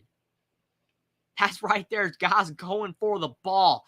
Jimmy Butler was trying to he almost tapped it in, but it fell out. Butler fell to the floor, and then Bam fell right on his knees. That is such a tough fall. Friendly fire, as they would say. I really hope that Jimmy Butler's okay, but there is a timeout on the floor. 54-44. 3:27 to go in the second quarter, but right now for Miami Heat fans, they will be breathing a big sigh of relief if Jimmy Butler is okay. Bam Adebayo definitely did not mean to fall on Jimmy Butler, but that is what it is. That is insane. Jeff says it's going to be a great game for sure. I agree with you. You would definitely think so, but Boston trying not to make it a game. They want to blow Miami out and win comfortably, but the Heat are trying their best. Both teams have been rebounding really well, but I will say I feel like Boston has done a better job of rebounding. But Miami, they tried a little too hard on rebounding on that end of the floor, because you saw Bam Adebayo accidentally fall on Jimmy Butler. You cannot have any more injuries. The Heat have been devastated by injuries. They cannot afford any more injuries, especially to Jimmy Butler. That would be horrible. Jackson says history is going to be made one way or the other, either tonight or Monday night in the Eastern Conference Finals. I agree with you, Jackson, and that's what makes this series so great, because of the fact history is going to be made. We've seen so much history being broken and made in these playoff games in the 2023 NBA playoffs. These have been some great playoff games. I've really enjoyed doing these games. I really appreciate you guys for being here. You guys make it awesome. Really appreciate you guys for stopping by every night that we've been doing some games. It's been awesome. I really appreciate you guys. But I agree with you, Jackson. That's what's made these playoff games so much more cool and fun to watch for sure. A missed shot by Bam Adebayo, so he continues to struggle. Gabe Vincent, though, with the offensive rebound. Boston finally allowed Miami to get a clean offensive rebound, and it leads to a three. That's why you got to box out. That's why you got to get the boards, because Gabe Vincent makes you pay. 11 points. He's got 3 of 3 from 3. He's doing a good job. Big reason why Miami's only down 7. Tatum misses a 3. Robert Williams tries to get the rebound. He cannot get the board, but he's fouled by Miami. So just the effort of Robert Williams down low gives the Celtics the basketball steal. 2:54 to go in the second quarter. I think Robert Williams is a little banged up. He's always been banged up because he plays so hard. I love his effort, but you just got to be able to stay healthy. Well, like Robert Williams got sandwiched in between two defenders there as he was trying to get that rebound. But he did a good job of selling the contact. So he's at the line. An area where Robert Williams does struggle is the free throw line. And as I said, he does miss the first free throw. Probably the worst free throw shooter on the Boston Celtics by far. Not the worst thing in the world to have your center being the worst free throw shooter, especially considering Boston has so many guys that are great free throw shooters. But Robert Williams, he definitely does struggle at the foul stripe. If he splits a pair here, that would not be the worst thing in the world for the Celtics. 2:54 to go in the second. Robert Williams with one more free throw right here to potentially put up the Boston Celtics by 8 points, and he is able to knock it down. Pretty good looking free throw shot there. 55-47. Looks like Robert Williams will be okay as well. Hopefully everybody stays injury free. Bam Adebayo in the lane. Bam misses again. He's looking for a foul. There was a lot of contact, but he's not going to get the foul call. Bam continues to struggle. Jaylen Brown on the other end, and they call an offensive foul on Jaylen Brown. Jaylen Brown going down the lane full speed ahead, and it looked like he was a little bit too much out of control. Max Strus, ooh, that's close. Max Strus was leaning a little bit to his right. You can make an argument that was a block, but they call it a charge. No challenge by Joe Mazzulla too early in the game for that. So the Heat catch a break. Jimmy Butler, top of the key, being guarded by Horford. Now he switches over to Robert Williams, and Jimmy Butler finally beats a guy off the dribble. He beat Robert Williams, and he gets basically the layup. It was like a kind of a dunk layup. It was really close, but he scores nonetheless. 55-49. 2:10 to go in the second quarter. We're almost at the half in this frenetic first half. Great game between both these teams. Jaylen Brown, he misses the layup. Now Gabe Vincent has the basketball, bringing it up the floor. Jaylen Brown, a pretty good looking layup, just couldn't get it to fall. And Gabe Vincent gets all the way to the rim. He lays it in, but it's not going to count. It's not going to count because they're going to call a foul on Boston on the floor before he got all the way to the rim. And that's a good play by Jimmy Butler. Realizing he could take Robert Williams off the dribble, he was able to get by the slower defender. Even though Robert Williams is really quick and has the length to block from behind, but Jimmy Butler did a great job sealing off Robert Williams and getting that layup to fall. 55-49, Grant Williams come back into the game for Boston. Robert Williams going back to the bench. Looks like Robert Williams is still a little banged up. That's why he might have been a little slow on that play. He's favoring that left arm, and he's going back to the locker room, which is not what you want to see for Boston fans. You do not want an injured Robert Williams. He's been great last couple games on the defensive end. Jimmy Butler might have free reign now that Robert Williams is out of the game, but Tatum saying that shot is out of here. What a block by Jason Tatum on Jimmy Butler. I don't know if they called a foul, though. I think they did because Tatum looks upset. That might have been a foul. It looked like he got all ball. Did he get him with the body? On the replay, ooh, I don't know. I think that was clean. I think Tatum blocked it clean, but they call a foul. He got all ball. I mean, maybe they could say he got him a little bit with the body, but it looked like he got all ball for sure on that play. Tatum definitely has an argument there for it being a no call, but Jimmy Butler gets a couple of free throws. Maybe that can get him going. He does hit the first. that was a really good play by Tatum. I mean, there is a little bit of contact, maybe with the body. That might have been why they called the foul, but he did get all ball there. But it would have been heat ball anyway because the ball would have been off Tatum. And Butler hits both free throws. So it's 55-51, a 4-point game. Miami's on a 10-3 run. So they've responded after Boston went up by 11. And Jimmy Butler, while he's had a struggling first half, his teammates have really helped him out and has kept them in the game. If Butler has a big second half, Miami could win and end Boston's chances in this playoff series. Tatum misses at the rim. Couple of misses back-to-back by Brown and Tatum at the rim. Martin back the other way. He misses, and there's a foul.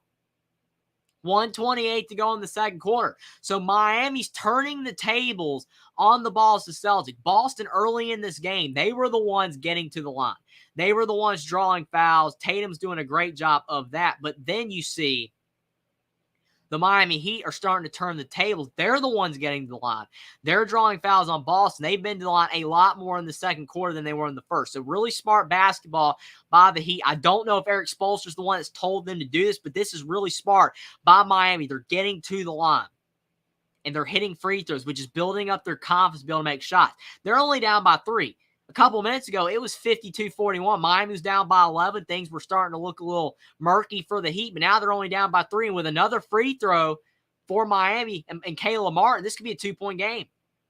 And we're almost at the half. Miami could legitimately be leading at the half after having a really rough start to the second quarter. Caleb Martin hits the second, so it's 55-53. Boston needs a little bit of a response here.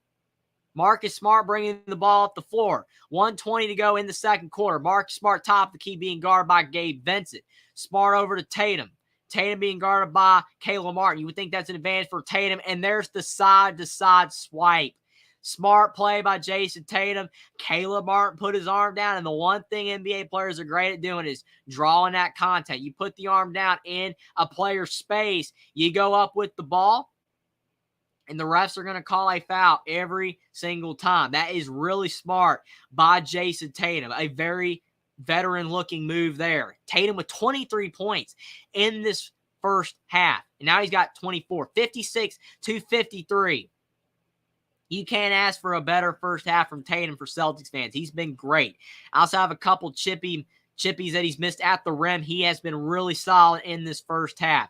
And his second free throw is good as well. It's 57-53. 4-point lead for Boston. 1:13 to go in the second quarter. Miami, though, has had a great end to this first half. They need to end it strong. Only be down by 1 possession will be the most ideal, or around tied if they can somehow get it there. But Gabe Vincent, he does miss a 3, and Marcus Smart gets the board. Under a minute to go. Tatum trying to drive on Caleb Martin. It's been an advantage. Tatum's won most of the night. Al Horford, though, he passes it to him. He can't hit the 3 in the corner. Now Caleb Martin going back the other way. 40 seconds left in the second quarter. Caleb Martin on Grant Williams. 2 Jimmy buckets. Derek White on him. Butler in the lane. Kicks to Gabe Vincent. Actually, Gabe Vincent looked like he was going to shoot the ball or pass, but instead he faked it off the dribble, but he misses inside. Now the Celtics have the ball. Up 4 with a chance to go up by more. 20 seconds to go in the second quarter. Tatum backing it out. Caleb Martin giving him a lot of space because Tatum's back around the half-court line. 15 seconds left. 5 seconds on the shot clock. Tatum with a 3. Tatum can't make the shot. Caleb Martin with the ball. 5 seconds left for the Heat. Martin down the floor. Martin kicks to Bam Adebayo. 2 seconds left. Bam shoots, and his shot's off the mark. Probably not a great pass by Caleb Martin. I get why Caleb Martin was trying to get to Bam. Thought he was going to have the mid-range shot there, but unfortunately for Bam Adebayo, he was caught in kind of no man's land. Good defense by Boston. They put their hands right in front of him, caused him to take a really bad fadeaway to end the half, and that will be the end of the first half. 57-53. The Boston Celtics lead by 4, but they definitely could have led by a lot more if the Celtics had continued to increase their lead. When they had it 52-41, that was taking the Miami Heat crowd out of the game. You could really tell that the Miami Heat were kind of starting to struggle a little bit. Maybe not, panic time or, panic alert was going off. I don't think Miami ever got to that point because you could tell they really weren't phase. They got right back in the game. But it was getting kind of edgy for the Heat. They needed some points. They were down by 11. Boston could have been up by double digits, but the Heat responded. And if the Heat do end up winning this game, that response by being down by 11 late in the second quarter to cutting it to 4 at the half was huge. And the fact that Jimmy Butler and Bam Adebayo are both really struggling in this game so far. Maybe they'll have great second halves. Who knows? Which could go a long way in helping Miami win the game. But Miami's other players have been doing so well. Jimmy Butler and Bam Adebayo have really been struggling. And if Caleb Martin, Duncan Robinson, Gabe Vincent, Max Strus, if those guys were not shooting the ball well from the three-point line, and they were not shooting the ball well in general with a struggling Butler and Bam, Miami could be down by 20 right now. But since those other guys have stepped up, that's allowed Miami to be down by 4, which definitely should be worrisome for Boston because Butler and Bam haven't had a great first half, and Miami's only down by 4. That's definitely not great for Boston. Boston, if they were up by double digits, that would have been much better for them because of the fact that they kept the stars of Miami at bay, and they were leading by double digits or more. They were doing a great job. Instead, their great first half, they don't have a lot to show for it. They only lead by 4. Tatum had 25 points. He was fantastic. Jaylen Brown, he cooled off, had a great first quarter, but he cooled off in the second quarter. He kind of really just stopped being aggressive, was kind of allowing Tatum to run the show since he was doing such a great job. But I do think for Boston fans, this is definitely a little bit worrisome because they should be leading probably by more with the fact Bam and Butler did not have great, first halves. I think it's going to be really interesting. This second half could go either way. If Jimmy Butler goes off like he is capable of doing in this second half, Miami could win this game. But if Tatum stays hot and Butler continues to struggle, I don't know if enough contributions are going to be there for Caleb Martin, Duncan Robinson, Max Strus, Gabe Vincent. If those guys continue to play well, I think Miami can hang around. But if Tatum can keep scoring at a high level, maybe gets around 40, 45 points, I don't know if he'll score that much, but he's on pace to do that, Boston could win. And they've been getting some contributions from Jaylen Brown. Marcus Smart had a few shots. So it's going to be really interesting. It's been a great game. Have no idea what to expect in the second half. We've got a potential elimination here for Boston if Miami can win. But then all the stakes are going to be in Game 7 if Miami loses this game. A lot's going on right now. It's been a lot of fun. Really appreciate you guys for being here. This has been a great 2023 NBA playoffs. And this series has been the epitome of that. It's been a lot of fun. This has been a great game. Jeff says Celtics are rebounding well. I agree with you. They have definitely rebounded better than Miami in this game. I think overall in this series, Miami's done a better job than the Celtics at rebounding.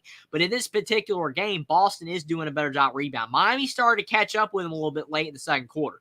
They were doing a better job, especially that one play when the Boston Celtics could not get the rebound and Gabe Vincent hit that 3 in the left corner. That was a huge possession because Miami was still down by around 10. And then Gabe Vincent got that shot off the missed shot of Miami, getting the offensive rebound. He got an open look for 3. That really swung the momentum a bit back to Miami. But Boston, for the most part in this game, has allowed, Miami not to get second chances. Boston has been the team enforcing, the glass. They've been rebounding really well on the offensive glass and the defensive glass, which has allowed them to gain this lead. But Miami started to do a better job late in the second quarter of rebounding, and that's what's allowed them to get back in the game. They started to shoot better as well, and they started to drive and get fouled. I think that's another big reason. I settled down Miami because they realized we need to start attacking Boston. We're not making our shots at the rate we want to. Get in the lane, get fouled. Because Miami's got several players that are really good at drawing fouls. None other than Jimmy Butler. He's a fantastic player at drawing contact, getting to the line. He took the recipe right from Tatum. The way Tatum was doing that earlier in this game. Tatum was the one getting the line. Tatum was the one drawing fouls. Butler, he's been doing it his whole career and a lot longer than Jason Tatum has. And Butler figured it out. You know what? I'm not shooting that well. I'm going to get to the line. And that's why he's got like 9 points right now in this game, because if it wasn't for the foul line, he'd only have like 3 or 4 because he really was struggling to shoot. in this first half. Maybe those free throws late in the second quarter might get him going in this second half. We'll have to see. But I definitely agree with you, Jeff. The Celtics have been rebounding really well, and they were doing a great job of, especially early in this game. Slipped up a bit late in the second quarter, but they were doing a great job early in this game. Adam 418, thanks for being here. Really appreciate you for stopping by. He says if Celtics one-day series is over, Heat won't win in Boston. It's very possible that's the case, Adam. I agree with you. I do think that Miami could win in Boston only because they've done it already twice. But I do think that Boston, the way that they've been building momentum last couple of games, and it will be the last 3 games if they do win this game as well, you would think that they would be able to win at home in Boston in Game 7. The only thing that worries me for Boston, though, is if they do win this game, they've won their last 3 games. That means that they would have played well the last 3 games. After Miami did the first 3, Boston did the last 3. No team's ever done, what Boston's trying to do, come back from 3 down. Would the pressure be too much for it? Would they run out of gas? I don't necessarily think they'll run out of gas because Joe Mazzulla and Boston has done a great job of rotation, so it's allowed a lot of players to get rest. So they might not be out of gas, but would the pressure be too much for them? And the fact that no team's ever done it, would they slip up in that Game 7? I don't know. That's just a hypothetical. But like you said, odds are you would think that if this series goes back to Boston would win because it's on their own floor. They've got their own crowd. You would think they would get it done. It's going to be really interesting for sure. That's what makes for all the intrigue. No one knows what's going to happen. This has been a great series, and I'm sure a lot of people, except Miami fans, obviously, are going to want this series to continue to a Game 7 because it's been a ton of fun. But really appreciate you for stopping by, Adam 418. Will and D, thanks for stopping by. Really appreciate you for being here. He says, hey, Jeffrey, the Heat need to play better defense to win. Completely agree with you. If the Heat want to win, got to stop Boston. Got to slow down Tatum. Get him out of rhythm because Tatum was really scoring at will. I know that he hit some tough shots. The ones that Tatum hit over Jimmy Butler was not a defensive issue. There's nothing else Jimmy Butler can do there. Tatum just hit ridiculous shots. When Tatum's hitting shots like that, nothing you can do. But what allowed Tatum to get those shots in is because he was already in rhythm. He was already hitting some free throws. He was already hitting some easier shots. And once Tatum gets in a flow, he can almost hit anywhere from the floor. He can hit almost anything. So I do agree with you overall that the Heat need to do a better job on defense to win. Miami does not need to allow Boston to get around 110 or more points. I think Miami can win. If you remember in Game 1, Miami won 123-116. Miami can win a game that scores that high. But Boston, the way they're playing right now, and the way Miami's playing right now, and I'm not saying Miami looks like they're out of gas, but Miami's the shorthanded team. Miami does not need to allow Boston to get into the 110s. Because more than likely, if Boston is in the 110s, Miami's probably not winning this game. You would think more than likely. It's not impossible. But that would mean that Jimmy Butler is having an incredible second half. And we don't know if he will or not. Because Jimmy Butler, I'm not saying anything about Jimmy Butler at all, about his performances in the NBA playoffs this year, because he's been great. Miami wouldn't even be here if it wasn't for him. But the last couple of games, he has not had his best performances. And Miami's going to need a Jimmy Butler-like performance in the second half that we've been accustomed to when he's playing well in these playoffs. He's been great. He has been fantastic. The 56-point game against the Bucks, the 45-point game against the Bucks. He's had some 30-point games since. He's been great. He's been phenomenal. Jimmy Buckets, everyone talks about how much better Jimmy Butler plays in the playoffs in the regular season. I think he plays good all the time, but you can make an argument for sure that he's at his best in the playoffs. He's a great player, but he only had 14 points in the last game for Miami against Boston. That's not going to get it done. He's got 9 tonight. And if he only ends up with 20 points, the way Boston's playing, he's probably not going to be able to lead Miami to victory. It's going to be interesting, though. I mean, if he gets enough contributions from his teammates, you never know. But I do think that overall, Jimmy Butler's going to have to find a way to regain his momentum and flow from earlier in this series. He's kind of cooled off a bit. And since he's cooled off a bit, and the fact that Boston's now playing better, that's why Boston has the momentum. So I agree with you. The Heat need to find a way to defend better, and Jimmy Butler needs to find a way to get going in the second half to really help Miami win. But really do appreciate you for being here. We'll really do. Jackson Johnson, thanks for being here again as well, Jackson. He says if the Celtics win tonight and on Monday, they'll become the first ever NBA team to make a comeback from 0-3. Again, if that happens, that would be insane for sure, because no one really gave the Celtics a shot. I know that some people, especially the ones that were astonished that Boston was down 3-0, and I was too, because Boston is a great team. And on paper, they are better than Miami, especially with Miami being shorthanded. It's not that Miami's not a great team. And they're guys that no one was really expecting to play well, has played ridiculously well, like Duncan Robinson, Gabe Vincent, Max Strus, all those guys. They've been fantastic. Caleb Martin. Those guys have been incredible. But you look at Miami on paper, especially with the injuries to Hero and Oladipo, Boston's the better team. But Boston did not play like they're capable of playing in the first 3 games. Boston's a team that, unfortunately, for their sake, they don't always play consistently well. Even within game, they sometimes struggle out of nowhere. That's why the second half is so unpredictable. Boston could play well again, or they could just fall apart, lose the series. We have no idea. It's going to be really interesting. But Boston is the better team on paper. And when they're playing well, and Miami's playing well, I think Boston's still the better team when Boston's playing at their best. But Boston has not always played at their best. In this game right here, it's been kind of interesting because I feel like both teams have played relatively well. But Boston's still up by 4. Tatum was great, and Miami's role players were great, but you saw Jimmy Butler did not score a lot. If Jimmy Butler had 15 points right now, Miami would be in front. But still, it was a great first half, but I do think that the possibility will grow tremendously. If Boston wins tonight, they could be the first team to ever come back from 3 down. And they have the team to do it. Fans of the Celtics, probably believe that they could come back from 3 down. But people that really know how good the Celtics are, and actually do believe in their depth. Because some people, talk about that Denver's the deepest team in the NBA. It's debatable. It could either be Denver, it could either be Boston. Both teams are really deep. But Boston, you can make an argument, is the deepest team in the NBA. But when their depth's playing at a high level, people that believed in Boston had a feeling there was a slight chance they could come back from 3 down. The only way that they could come back is if they put their mind to it. And the way that they played in Game 3 kind of fooled everybody because they ended Game 3 in such a bad note. Remember, they lost by 30, and they were not playing well at all. They were really struggling, and Boston just looked like they'd given up in that game. It was like, how are they going to win the next 4 games if they ended Game 3 the way they did? But then in Game 4, they came back around, especially in the second half, and played fantastic. Carried over to Game 5. It's kind of carried over tonight. They've been playing pretty well, but that's the thing with Boston. They've got it in them. They can do it. They can come back and win this series. It's just whether they will or not. Will they actually have, the amount of points? Will they have, the wherewithal to get it done? Will their guys be able to find a way to come all the way back? They can do it. The team is deep enough and talented enough to get it done. But the way they ended Game 3, I think that's why a lot of people were not expecting Boston to still be in this series. Because the way they ended Game 3 and the way that they lost that game by 30 points just looked like they'd given up. But you can definitely tell they have not given up. But Miami hasn't given up either. They did not go up 3-0 just to lose the series. It's going to be interesting, but this has been a fun series for sure. And I know, again, a lot of people, except Miami fans, are not going to want it to end just yet. Jeff says Celtics have to stay on Vincent and Robinson. 100% agree.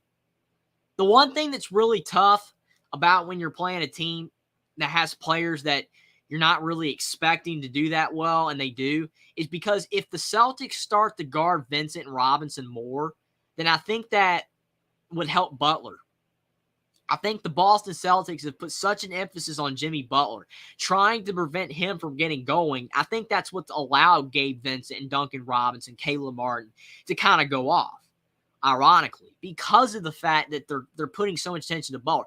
You've seen how many times that they've double-teamed Jimmy Butler.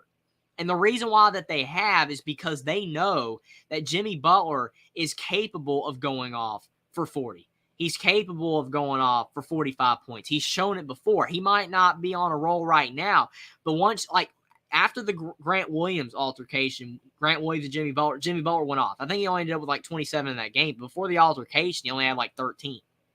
And really, that was actually the last time Jimmy Butler played at his best, was after that altercation. Since that altercation, Jimmy Butler's been kind of cold, ironically. But Jimmy Butler is capable of going off. I feel like the Celtics are putting so much attention on him. They're trying to shut down Bam, too, that it's kind of allowing Miami's other players to score. I'm not saying that they're daring them to score, because Caleb Martin, Gabe Vincent, Duncan Robinson, Max Strus, they've proven they can score. But I think Boston knows that they can live with those guys potentially getting into a rhythm because they know that they're probably not going to go for 30 or 40. If all four of those guys go for 20, 25, Boston probably loses, but the odds of that just really aren't that great. So I think Boston's just taking a risk, hoping they can kind of shut down Butler, and then Miami's role players just don't do enough. It's an interesting strategy. I don't know if that is a strategy, but the way that they've stuck to Butler, it's working. Jimmy Butler's turned the ball over a lot, and he has not been efficient in this first half, and he was not really efficient the last couple of games. So it's an interesting strategy for sure, but I do think that the Celtics are trying to shut down Butler as best they can. Jackson says if the Heat win tonight or Monday night, they'll become the second ever 8 seed to make the NBA Finals. That would be crazy. I mean, the Knicks did it back in 99, which that's a long time ago, and they're the only team that's ever done it. But the Knicks did not win that year. So if the Heat make the finals and then they win that series against Denver, they'll be the first 8 seed to ever win an NBA Finals. And if Denver wins, they'll be the first, time in their franchise history that they ever won. Denver's never won it before. So that's crazy. But with Boston, obviously they've won it tons of times. They are a storied franchise in the NBA. But Boston, if they can come back from 3 down, they'll be setting history as well. So any way you slice it, there's going to be some history made in these playoffs. Definitely a lot of fun. Ups the ante for sure. Stay clever. Thanks for being here. Really appreciate it for stopping by. Says, let's go Heat. Let's go Panthers. Definitely interesting. The way you got the Heat, the way that they're playing, they definitely can win, but really appreciate you for stopping by. Will and D said there was a travel. I mean, definitely, that was a travel on Marcus Smart. I agree with you. That's the one that you are referring to. But the third quarter has started. Derek White driving into the lane. He misses a shot. Good defense by Bam Adebayo. Max Strus with the board. Over to Jimmy Butler. Can Butler get going? He passes to Mark. Kicks to Strus in the corner. Strus misses the 3. Somehow it went in and out, but Miami taps it back home. Bam Adebayo was the one that tapped it back in. Good play by Bam. 57-55. 11:20 to go in the third quarter. Al Horford. Over to Jaylen Brown. Brown kicks in the corner to Tatum, to Derek White, to Marcus Smart, to Horford, to Brown, all the way around the court, and Brown for 2 and 1. Gets the foul on Caleb Martin, and Jaylen Brown, he started the first quarter really well, and now he's starting the third quarter really well.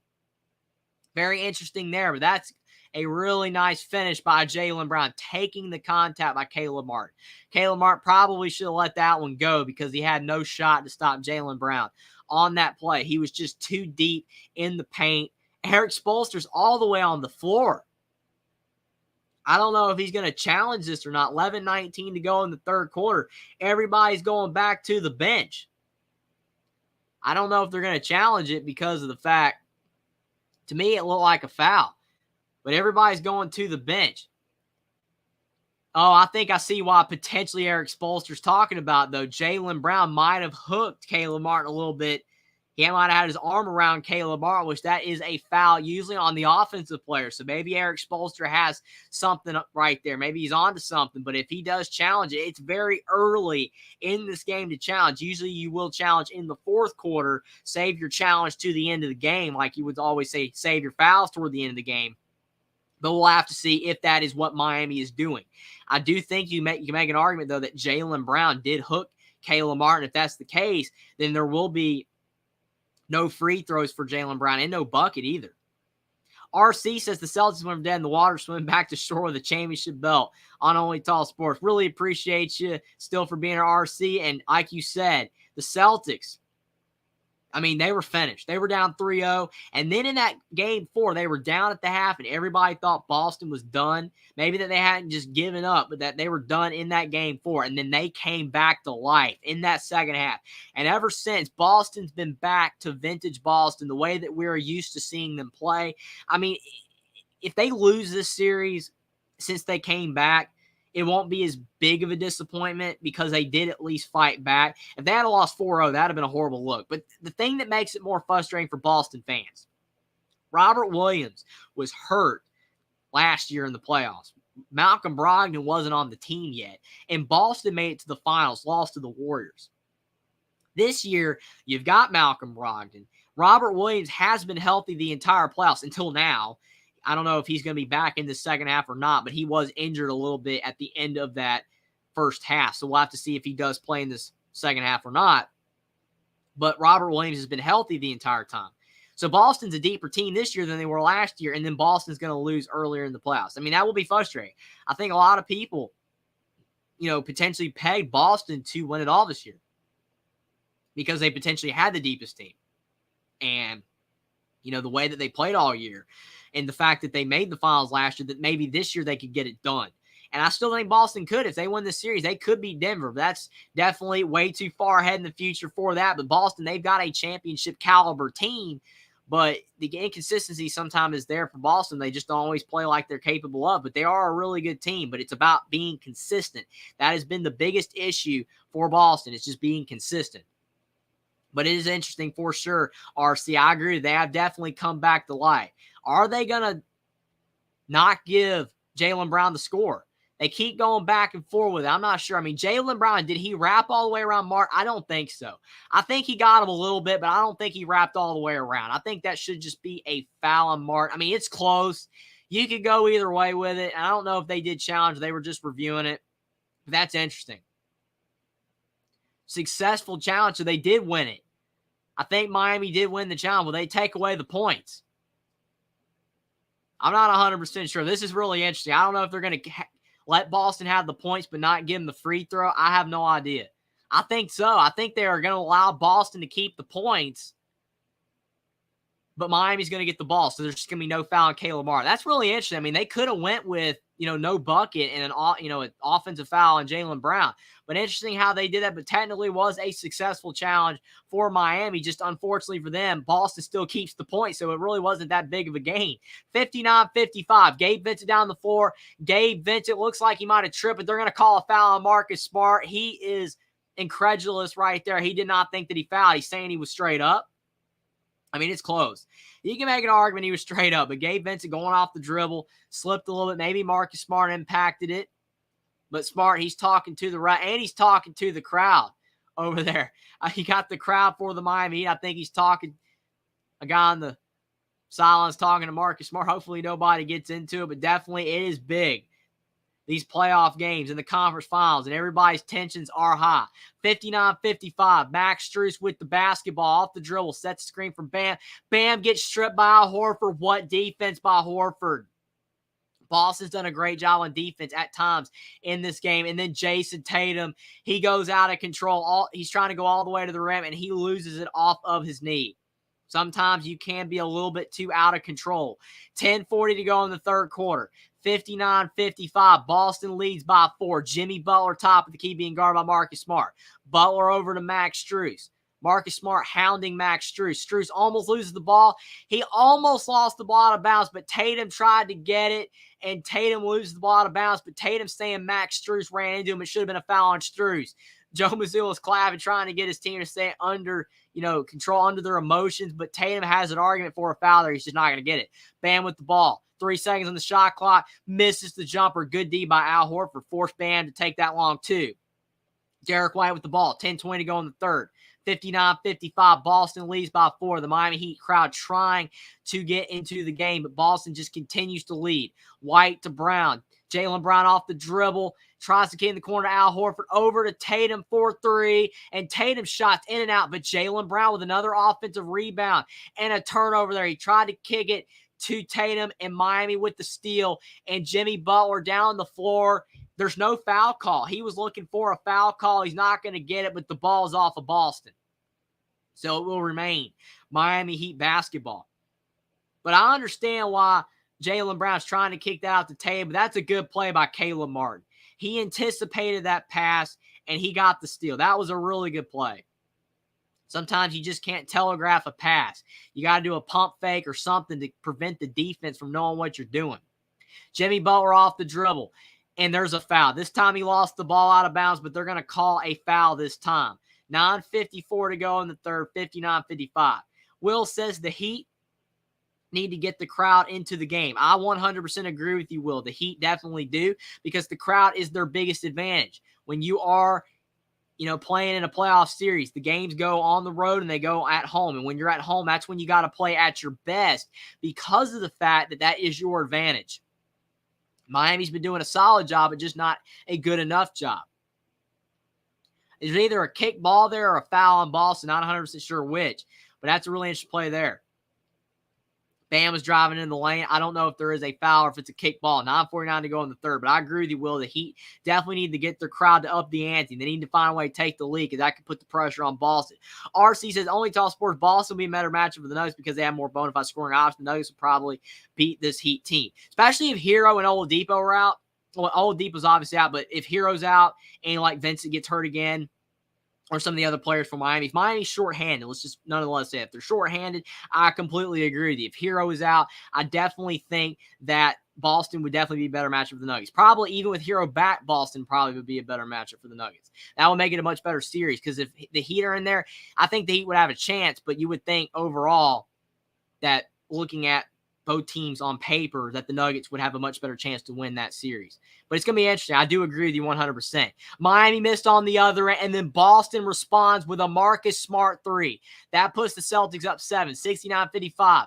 Gabe Vincent in the lane, to Max Strus. Strus to the rim, and there's a foul. The ball almost went in underneath the net. Marcus Smart, he helps Max Strus up. That's really nice of him to do that. There was definitely a lot of contact on that drive. But that's a good three by Marcus Smart. But I do agree with you, RC. I do think that Boston will be a better matchup for the Nuggets, but Miami definitely is out to prove that they, belong in the finals by winning this game. Max Strus at the line. He's a really good free throw shooter. Knocks down the first. The Heat definitely trying to get the crowd in the game, as Will has been lamenting for the Heat. It's been so close. Every time the Heat crowd almost gets engaged, the Heat almost take the lead. Boston just continues to keep them at bay. That's been the biggest thing that Boston's done. Just continued to keep Miami at bay just enough. 62-57. Can Miami finally break through? 9 to go in the third after Max Strus knocks down both free throws. Again, a really good free throw shooter. Derek White with the basketball. Boston with a 5-point lead. Marcus Smart kicks in the corner to Grant Williams. Over to Al Horford. 4-3. Horford cannot knock down the three. Bam Adebayo at the 4. Still really struggling in this game all around. Can Bam get going? Kicks to Caleb Martin. Al Horford on him. Now down to Jimmy Butler, who's still trying to find his way in this game as well. Off the dribble with Derek White on. Butler kicks down low to Max Strus. 5 seconds on the shot clock. Caleb Martin driving in the lane, and there's a foul. There is a foul on that drive. They're going to call it on Grant Williams. Grant Williams doesn't like that call, but let's see. Ooh, that is close. I think that Caleb Martin sidestepped the charge. Grant Williams was in line to take a charge, but Caleb Martin wisely went over to the side to avoid that charge. Good play by Caleb Martin because it could have been a very easily called a charge if he could just continue to barrel down the lane. But Caleb Martin misses the first free throw. Both teams have been really solid at the line, but I think Miami's missed a couple more free throws than Boston has. When you're in a close game, you need every free throw to go in. 8:33 to go in the third. Can Martin hit the second? He can. 62-58. 4-point lead for Boston. Miami's been hovering around this 4-point mark for a while now. They're barely down on Boston. It's a close game, but they have not been able to get it below 4 for a long time. Marcus Smart with the ball. 8:20 to go in the third. Grant Williams wide open in the corner. His shot's off the mark. This is Miami's chance. Boston's gone a little cold. Jimmy Butler going down the floor. Miami's missed 10 of their last 11 field goal attempts, but they've been making some free throws. Jimmy Butler tried to go up over Derek White, but what a block by Derek White. He blocked that ball out of bounds. That was a really good block. Jimmy Butler with the 3-inch height advantage on Derek White, but White went up at the point of the attack, and he got that shot blocked right out of bounds. But then Miami scores on the next possession because Gabe Vincent goes up with a reverse. Lost his shoe in the process, but he still scored. He still has his shoe bouncing around the court. 62-60. It's a 2-point game. 7:56 to go in the third. Did Gabe Vincent foul? Gabe Vincent might have fouled without a shoe on. That's crazy. But you had Jimmy Butler inbounding it to Gabe Vincent with a reverse. He lost his shoe. He kicked it up in the air, got the shot to fall. And then he's on the other end, and his shoe is still bouncing around the court. I think he's finally got it back on. But that's crazy. That's a funny play right there. What a play by Gabe Vincent. And then he stayed. engaged in the game, even with his shoe off. 62-60. I think he might have picked up a foul. That wasn't the worst thing in the world. I just kind of stopped the momentum of Boston. 7:50 to go in the third. Tatum top of the key. Boston needs some points. They've not scored in a couple minutes. Tatum with a step back three. He misses again. Boston's gone a little cold. Again, this is Miami's chance. Caleb Bart down the floor being guarded by Derek White. Miami's not a 17 from three. Boston's 4 of 20. So Miami shot a lot better from the three-point line. Crazy that they're still down by 2. Caleb Martin for 3, though. He can't make the shot, and Grant Williams has the rebound. 7:24 to go in the third, and a timeout by Joe Mazzulla. So as Boston was going down the floor to try to extend their lead out again, Joe Mazzulla calls a timeout. Probably a smart timeout by Joe Mazzulla because Boston has been struggling to shoot the basketball. And I'm not really saying Boston's settling for threes because Boston is such a great three-point shooting team. But when you are struggling to shoot, even when you're wide open, sometimes it's wise to go off the dribble anyway, get to the line.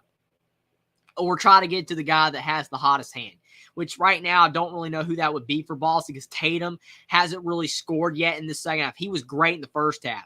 But like Grant Williams had a wide open three in the corner, just couldn't knock it down. Derek White had a pretty good look, couldn't knock it down. So Boston's getting the looks.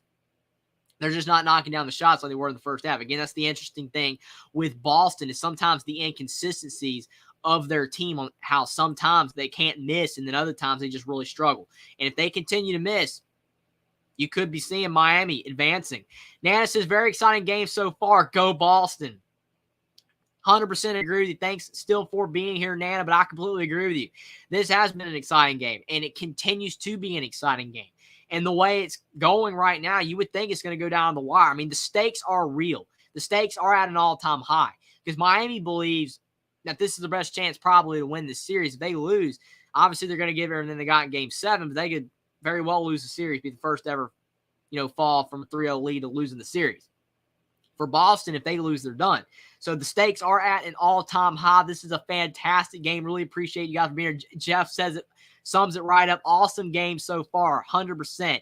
And we've still got over 19 minutes to go. We're over halfway done with the game, but the game has delivered. Boston only leads by 62-60. I still believe when Boston went up 52-41, that was a big stretch right there for the Heat because they could have allowed Boston to continue to extend their lead. But Miami came back and only trailed by 4 at the half. And I think that Boston had around 52 points in the second quarter with like 4 minutes to go. So Boston's only scored 10 points in the last around 8 or 9 minutes. So their offense has stalled. The end of the second quarter was not kind to them. The beginning of the third quarter, they've still kind of been struggling. They've only scored, I think, around 5 points. Not like Miami's been that much better, but Miami really needs to take advantage of this stretch of this game. Because if Miami wants to win this game in this series, this is their stretch. Boston's a little cold. That's why Joe Mazzulla called a timeout. It's probably a smart timeout by Joe Mazzulla because he understands that Boston is not having their best portion of this game. They're kind of stalling out on the offensive end. Their defense is still playing fairly well. It's not like their defense is folded. It's not like they're playing bad on that end of the floor. And it's not like their offensive sets have been poor. Again, they've got some open looks. Grant Williams, Derek White, but they're not hitting them. Even Al Horford had a pretty good look, could not make the shot. So if Boston's not making their threes, got to change up the offense, got to find a way to get points. And I think for Boston, the best way to do that is to try to get back to the foul line, try to get Miami to foul them again. They were doing a great job of that early in the game, especially Jason Tatum. Probably try to get to the rim because Miami's doing that as well. Miami has been shooting the ball better from three than Boston in this game, but Miami has been getting to the rim and getting to the line more in this, later on second quarter and start of the second half. They've done a much better job of that. Boston has kind of gotten away from that. Maybe try to return to that, get to the stripe, get deep in the paint, score, because Boston has a lot of players that can definitely get in the paint. Tatum to Smart, and Smart's in the paint with a turnaround jumper, and right there, a score by Marcus Smart inside. Back to the basics. Bread and butter play of the Celtics, getting in the lane. 64-60, that's a good play and a good response and a good drawn-up play by Mazzulla and the Celtics staff. That's a good play. 64-60. Butler for three. Butler, you can make an argument he was fouled. They're not going to call it, but Al Horford down the floor for a dunk. What a turnaround Celtics lead by 6. That could have been a foul in the Butler 3. They didn't call it. But Boston now leads by 6. That's crazy how quick they just went on that quick 4-0, but then Caleb Martin responds. The NBA is back and forth. They call that a 2, so maybe his foot was on the line. Now they have it as a 3, so 66-63. Don't know if it was a 3 or a 2, but still, regardless, a big shot for Caleb Martin. 6:20 to go in the third. 66-63. Al Horford over to Derek White to Grant Williams. To Marcus Smart for an open 3. And just like that, when you get a couple shots to fall, then your 3s start to go in again. Marcus Smart, I think that's his third 3 of the game. He's still hot from the outside. 69-62. Marcus Smart's 4-6 from 3. The rest of the Celtics team's 1 of 15. Marcus Smart's the only guy knocking down threes right now. And now Bam Adebayo. He draws a foul. So Bam Adebayo will be at the line. That's a good shot by Marcus Smart. He definitely can shoot the 3. He's been struggling so much from the 3-point line in this series until the last 2 games. He's been great from outside. 4-6 in this game. And if it wasn't for Marcus Smart from the outside, Boston would not even be winning right now. Bam, though, at the line, where he is a fairly solid free throw shooter. His first free throw is up, and it's good. It barely sneaks in. 69-63, 5:58 to go in the third. But Miami definitely had it to a 2-point game, needed to take advantage of Boston's struggles. And then Boston got hot again and went on a quick 7-0 run. Bam only has 8 points, and he has definitely been struggling this game. He's only 3 of 10 from the field. He averaged 20 points per game this season. Miami needs more points from him. I think they add the points back from Caleb Martin. So I don't know if it's a 3 or 2. They keep going back and forth with it. Now they have a 69-64. So it's only a 5-point game again if that 3 counts by Caleb Martin. Bam Adebayo for the second free throw. It's up and it's good. So it's 69-65. So with the Caleb Martin shot now being a 3 again, Miami's only back down by 4. So that's huge for the Heat. Boston, even though they went on a quick flurry, Miami responded. 5:50 to go in the third. White to Tatum to Marcus Smart, and Smart misses a 3. He could not stay hot from the outside. He's 4 of 7 from 3. Had a pretty good look. Don't blame him for taking the shot because he's been making it. Gabe Vincent tried to hit a 3 on the other and could not. Tatum with the board. Tatum getting tripped up down there, but he gets into Marcus Smart. Al Horford trying to save him going out of bounds. He does not touch the ball, and they're going to give it back to Boston. Yeah, it was a 3. Caleb Martin's foot was behind the line. They finally showed the replay of it. But it's 69-65, 4-point game. Caleb Martin's got 18 points and 10 boards.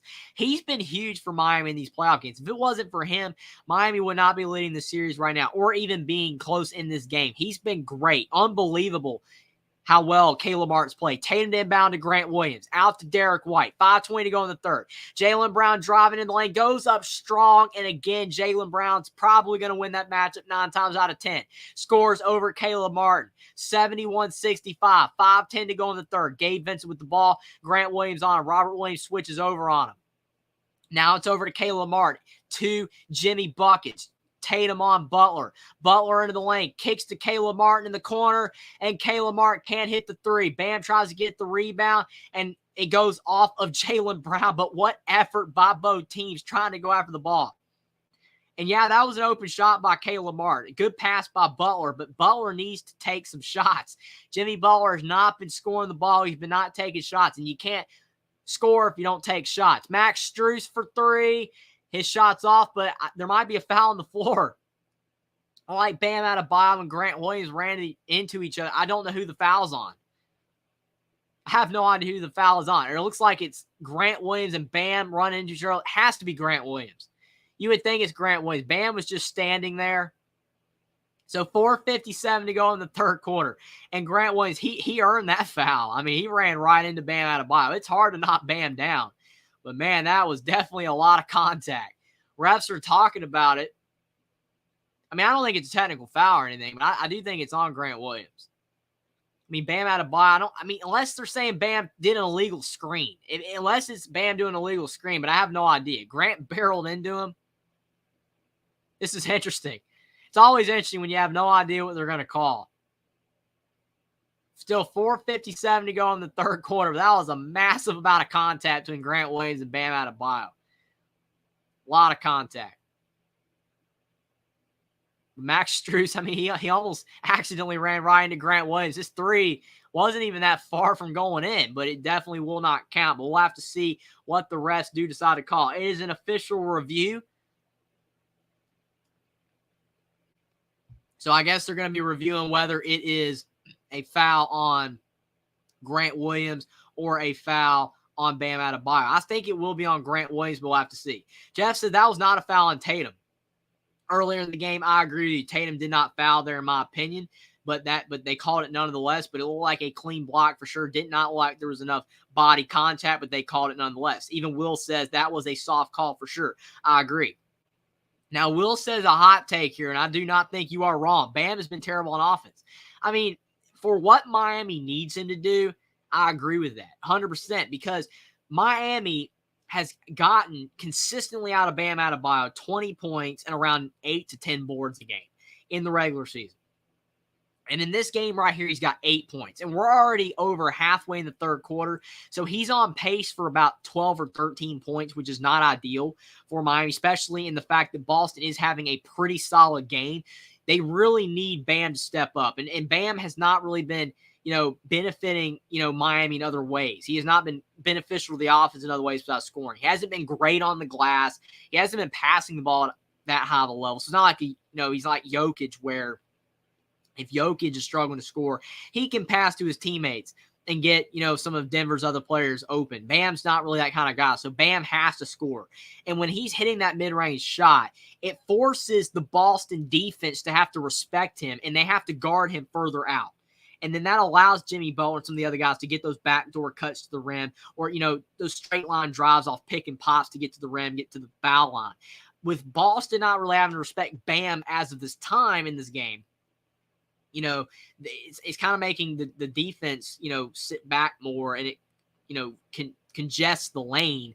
It clogs the lane, and Boston is able to have an easier time on defense. I think that's what Bam has to really get going. He needs to start hitting some of those mid-range jumpers to allow Miami's offense to kind of get rolling like it was when they were playing better in the series. I think they called a technical foul. I don't know if they called it on Grant for barreling into him, but Max Strus, he was at the line for the technical free throw, and he missed. Again, it's always harder to hit free throws when you're alone at the line for whatever reason. When your teammates aren't next to you, sometimes it's tough to hit them, but Strus, he misses the free throw. Now Strus is in the lane for a mid-range two. His shot's off the mark. Bam's fighting for the board. He's trying to go up with it. He misses again. Both teams are still fighting for it. Butler ends up with the ball. Is there a tie? I have no idea if there's a foul or a tie. Both teams are fighting for the ball. You love to see it, as long as the team gets out of control. But you love to see it. This is playoff basketball, conference finals action. Look at the effort. Derek White, Jimmy Butler, that has to be a tie. Both players got their arms on the ball. So I think Jimmy Butler and Derek White will be doing the jump ball. NBA still has a jump ball. No possession error like in college. You think Butler would win with the height advantage, but that tip definitely leaned Derek White's way. Wasn't even close to being straight up the middle. It went right to Derek White, right to Jaylen Brown's hand. So Boston gets a favorable jump ball there. 4:30 to go in the third. Brown off the dribble. Mid-range two, knocks it down, nothing but net. 73-65. That's a good shot by Jaylen Brown. 8-point lead for Boston. That's a tough swing for the Heat right there. They needed that ball to go their way. Now Boston's back in front by 8. Crowd getting a little silent again. Butler still struggling in this game. He's in the lane. Good defense by Robert Williams, who is back into the game. Good sign for Celtics fans that he is in and not injured. Martin misses a three. He's looking for a foul. He's not going to get it. Tatum to Jaylen Brown. To Derek White. Back to Robert Williams down low. Williams goes up for 2 and 1. Caleb Martin's furious. Did not think that he fouled, but Robert Williams drew the contact that there was, and Boston's back up by 10. 75-65. Every time Miami gets it close, Boston extends it back out. Miami is not going to get too many more chances where Boston gets this back to double digits, and then Miami's going to be able to come back. They need to get this game really close and find a way to take the lead. They get it to around 2 to 4 points, and then Boston extends it back out. 76-65 after Robert Williams does make the free throw. Boston's done a great job of responding every time Miami gets close. They're on a 7-0 run. Butler with the ball. He's still struggling to score. Miami needs points from him desperately. 3:40 to go in the third. Butler in the lane. Goes up for two. He misses again. Robert Williams with another rebound. Clearing out the Heat on the glass. Derek White to Tatum. Tatum top of the key. 3:30 to go in the third. Tatum getting double teamed. Out to Derek White. Into Jaylen Brown. Into the lane. Brown draws contact on Strus. And Jaylen Brown will have a couple free throws. And again, now Boston gaining some confidence. And Boston's the team getting to the line. Drawing the contact on the Heat. That's smart basketball. You're up in this game. You don't have to settle for threes. Get to the rim. Jaylen Brown, Jason Tatum, two of the best at drawing contact. And they're both really good free throw shooters. Brown was 17.7 boards, 2 assists on 8 of 11 shooting. So he's been very efficient in this game. And his first free throw is good. It barely went in, out, and in. So it's 77-65, 12-point lead for the Boston Celtics. Miami's not done in this game by no means. Still plenty of time. But every single time, each time that the Celtics get a double-digit lead, it's going to become increasingly harder for the Heat to win this game. Jaylen Brown's second free throw, it's good as well. 78-65, 13-point lead for the Celtics. That could be their largest lead of this game. I think it is. 3:20 to go in the third. Can Jimmy Butler get going? He's being guarded by Tatum. Tatum's done a good job. Really, the whole team has done a good job of guarding Butler. They've been double teaming him and frustrating him all game long. Butler into the lane. Kicks out to Caleb Martin for three. And Caleb Martin knocks down the shot again. Jimmy Butler doing a great job passing that ball to Martin, being very unselfish. But he needs to start hitting some shots of his own. Martin with 21 points, 10 boards. He's the leading scorer for Miami by a long shot, keeping the Heat in the game. Brown for three. Misses the shot. Butler with the board after Martin taps it away from Robert Williams, who was right there to try to get that offensive board. Butler to Bam. Bam in the lane for two, and Bam misses again. And the ball does go back out to Jimmy Butler. Butler in the lane, taking contact, misses the shot, and there, I think, is a foul. Or instead of a foul, might be, I guess, under the goal interference. Have no idea. I don't think it's basket interference because the ball was below the rim. But with 2:35 to go in the third, I think the ball will be remaining with the Miami Heat because the referee did point in the Heat's direction. But Butler taking contact from Robert Williams. Robert Williams went straight up, and it looked like he did alter his shot. Did not foul, though. But it will be Heat ball. Butler will be inbounding. But Jimmy Butler still in single digits. And the Heat are also 9 of 36 from the field in the paint. The Celtics have been doing a great job guarding them in the paint. And yet again, Gabe Vincent misses a layup. Robert Williams was there to alter the shot. Derek White for three. He can't make the shot, but the Heat have done an awful job at the line. Or not really at the line, but in the paint. They've done a really bad job in the paint. They've not been able to hit layups. They've not been able to hit short mid-range shots. And really of getting to the line. They were doing a much better job of getting to the line in the first half. So they've done a bad job at getting to the line. And they have missed more free throws than the Celtics. So that's what's really hurting them and setting them back and helping Boston. And Miami just turned the ball over when they had the ball on the rebound. But Bam and Vincent lost the ball out of bounds. That's a crazy play right there. Both players had it, and unfortunately, neither player ended up with it, and that was a turnover. That could be another play that really hurts the Miami Heat. Tatum was driving into the lane, and they're going to say that the ball is off of Miami, so it will still be Boston ball. Marcus Smart out to Jason Tatum. 2:10 to go in the third, and a turnover. Finally, something goes Miami's way. Bam with the steal. That's a really good defensive play by Bam Adebayo. Under 2 to go in the third quarter. Gabe Vincent top of the key, trying to make a move past Tatum. He cannot because of really good defense by Tatum. He tries to get in the lane again. Tatum's right there. Great defense by Jason Tatum. He did not foul Gabe Vincent. Was all the way there. Smart to Tatum, and they're going to call a travel on Smart. And I guess they said his foot hit the ground before he got that pass off. But right now, the Miami Heat are on the brink, down by 10, and they're getting chances. The Celtics have not been perfect in this quarter, but the Heat just continue to struggle. Jimmy Butler needs points. Boston has 10 turnovers, the Heat have 5, so the Heat are winning that advantage, but still cannot get paint points. Bam misses another 2 inside. The Heat are now 9 of 39 inside the paint. You cannot get much worse from the paint. The paint are supposed to be the easier shots. Yes, the defense is all crowded around you, but they're getting good looks. Butler and Bam missed tons of close twos. Robert Williams, it was a great pass from Marcus Smart, but Robert Williams couldn't handle it, but he finally ended up with it. Grant Williams in the lane and a foul. 1:09 to go in the third. 10-point lead for Boston. 78-68. And Grant Williams will be going to the line. Great save by Robert Williams before the ball went out of bounds. That is a fantastic hustle play. That's how Robert Williams has had so much success for the Boston Celtics, is because of the hustle plays that he makes. Grant Williams has not scored in this game, and he's still scoreless because he misses the first free throw.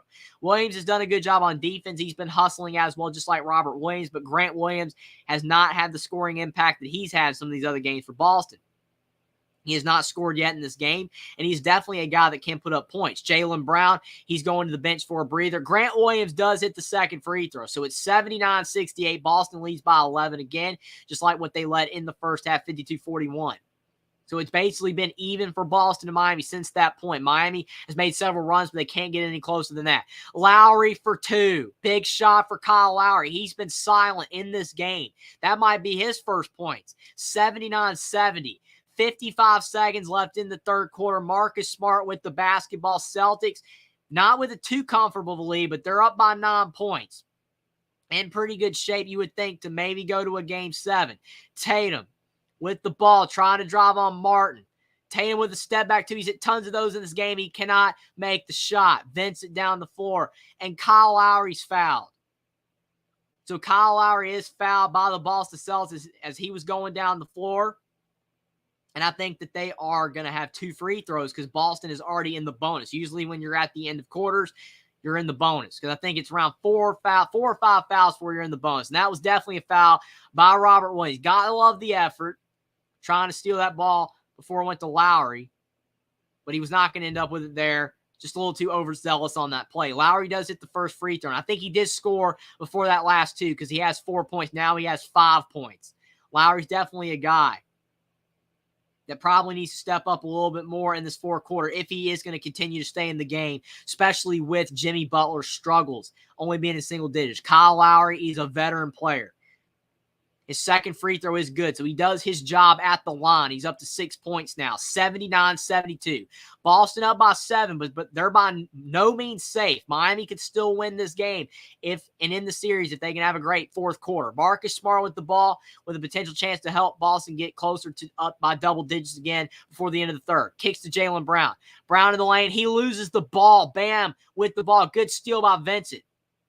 Bam and Marcus Smart are falling over each other, trying to get the ball, but it will stay with Miami. Butler in the lane, to Lowry, to Gabe Vincent into the lane. Good defense by Jaylen Brown, and another missed inside the paint shot for the Heat. Marcus Smart for 3. His shot is no good, and that is the end of the third quarter. 79-72. What action between both teams, but the Miami Heat, if they do lose this game, it is going to be because of their inability to make shots near the rim. Gabe Vincent's had some big moments, but he's missed some layups. Jimmy Butler's missed a ton. Bam Adebayo's missed a ton of shots inside the paint. And they cannot get Boston to foul him. Boston's playing straight-up defense. Boston's been in the line more than Miami has. They're getting to the line. Unfortunately for Miami, they just cannot find a way to get Boston to foul him. Miami just cannot make shots inside. These are shots that they were making so consistently in the first 3 games of this series, but they have failed to do so more recently.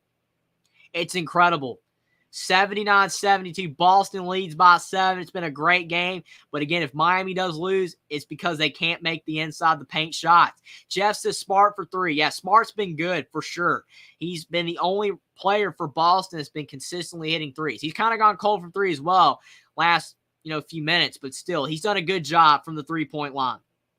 And definitely is a part of the reason why Boston is in front. But Boston's done a good job on defense. But I would say Boston has done a great job on defense, especially because of the fact, looking at inside the paint, a lot of those shots are because Robert Williams is impacting those shots.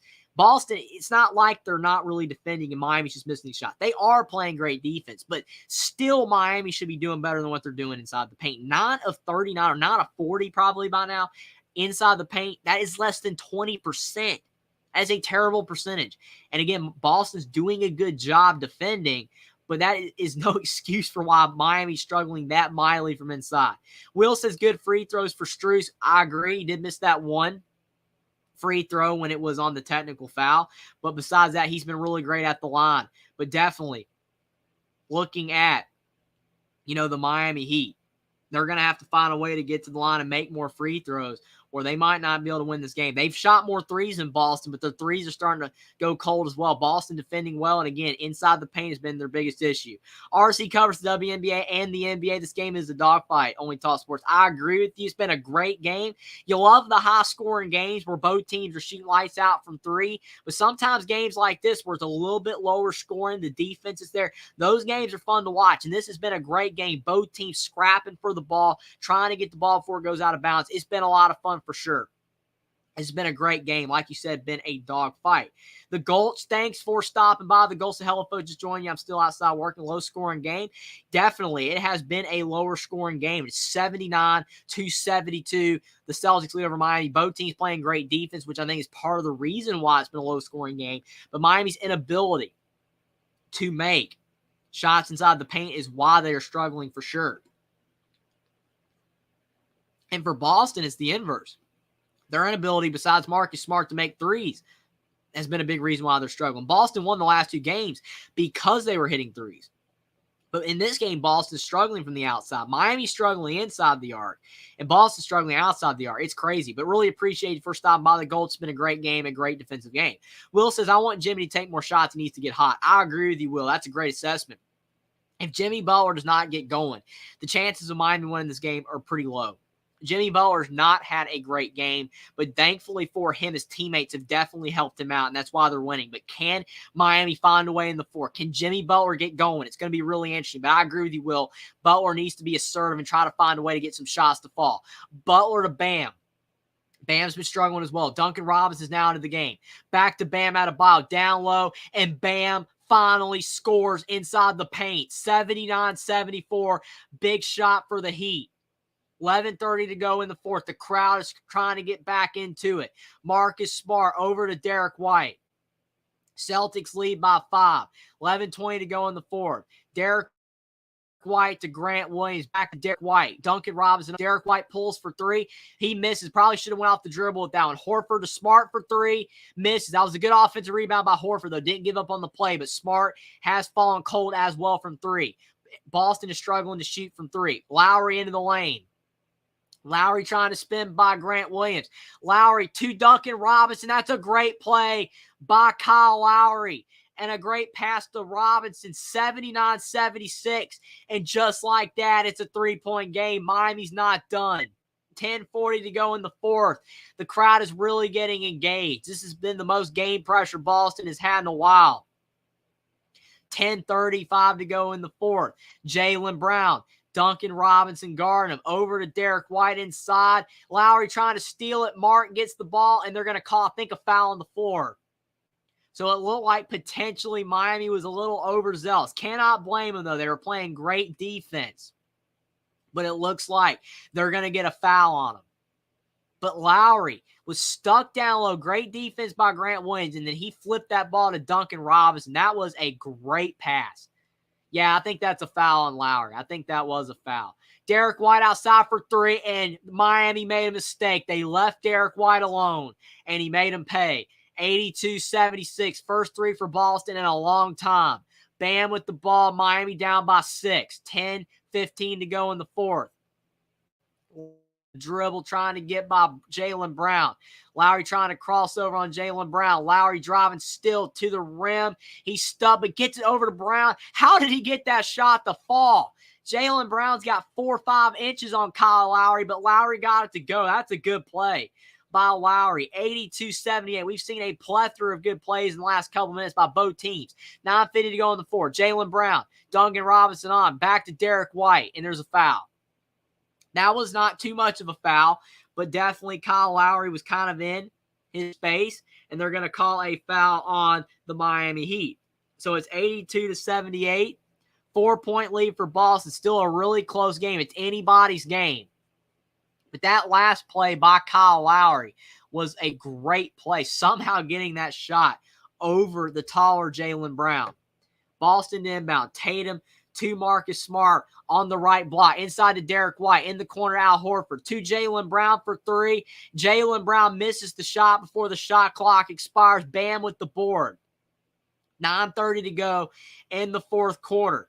Miami's down by 4 points. Can finally Jimmy Butler get anything going? He has not scored in a long time. Butler in the lane, 4-2. His shot's off the mark still. Bam with the board. Kicks to Gabe Vincent. Back to Jimmy Butler. 9:15 to go in the fourth. Butler off the dribble. His shot's good. 82-80, but are they going to count it? 9:11 to go in the fourth. I don't know if they're going to count it or not. Eric Spoelstra looks like he's a little upset, so they might not, but it looked like it was going to be a potential and one. It would have been 82-80, then potentially Butler could cut it to one with a free throw, but what happened? Butler was dry. Ooh, maybe when Butler went up, I think he might have caught Derek White in the head, and they might have called an offensive foul. I think it was incidental contact, but on that drive, it looks like Jimmy Butler got Derek White in the head, and they're going to call an offensive foul. That's a tough break for the Miami Heat. They needed those points, and that might have got Jimmy Butler going, but Butler was so aggressive on that drive, he accidentally caught Derek White in the chin. We'll have to see. We'll have to see what they're going to call. They're going over to the monitor, so they're not done checking this play out to see whether it's a foul on Boston or Miami. Going to be a big play. Earlier in this game, there was a play that was reversed where it looked like Miami was going to win the challenge. They kept it with Boston, so we'll see if this time it goes the other way around. Jeff says fast-flying action for sure. You can't ask for much better action than this game. It's been a great game. Jackson, let's go Jimmy Butler. Yeah, this is Jimmy Butler time. This is when Jimmy Butler's got to take over. And he tried to take over on that drive. And if he gets the call to go his way, that will be a big 2-and-1 opportunity for Miami to potentially cut us to a one-score game. But we'll have to see who they call it on. It's an official review. There's 9:11 to go in the fourth quarter, and they're really going to take a look at this. Jeff said this is a crazy game. It's insane. Yeah, there's several moments that you can look back at, and I'm sure all of us do it when the game's over, and then you just look back at a game and you think about the momentum swings, the moments of a game that you can say that part is what swung the game. And there's been tons of that in this game. For whoever wins, whether Miami wins or Boston, you can look back and say, oh, this moment was a big key. This moment was a big key. And that's what makes for great games when you have several moments like that. When you don't have a game where it's like either a blowout or one team's leading the whole time. There's been back and forth lead changes. There's been several times where it looks like, it looked like Boston was going to have this game, whether Miami was going to have this game. Both teams have had their moments where it looked like this was their game to win or to lose. It's been a great game for sure. So, overall, looking at, these two teams and the way this game's playing, you can definitely tell the effort is there. But I think they are going to give it to the Boston Celtics. The points do not count for Jimmy Butler. That's a big swing. Boston with the ball with the potential to add to their lead. That's a tough break for the Heat. 8:50 to go in the fourth. 5 seconds in the shot clock. Tatum off the dribble, and they're going to call a travel on Jason Tatum. 8:52 to go in the fourth. That's a tough break for Tatum. I think he might have shuffled his feet. I think he shuffled his feet for sure. It was so close. Very close. 8:52 to go in the fourth. 82-78. 4-point lead for Boston. 12 turnovers for the Celtics, 5 for Miami. One thing Miami's done well, despite their other struggles, they've taken care of the ball. And the other thing they've done well is shoot the three. Duncan Robinson knocks down the shot, 82-81. 1-point game. 8:30 to go in the fourth. Miami's not turned it over, and they've hit threes. Despite their other struggles, that's a big recipe for success.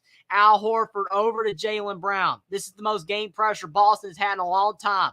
Brown misses the three, and here's Miami's chance to take the lead. Lowry down the floor. He gets stopped by Derek White back outside to Duncan Robinson. Over to Jimmy Butler. This might be Jimmy Bucket's time.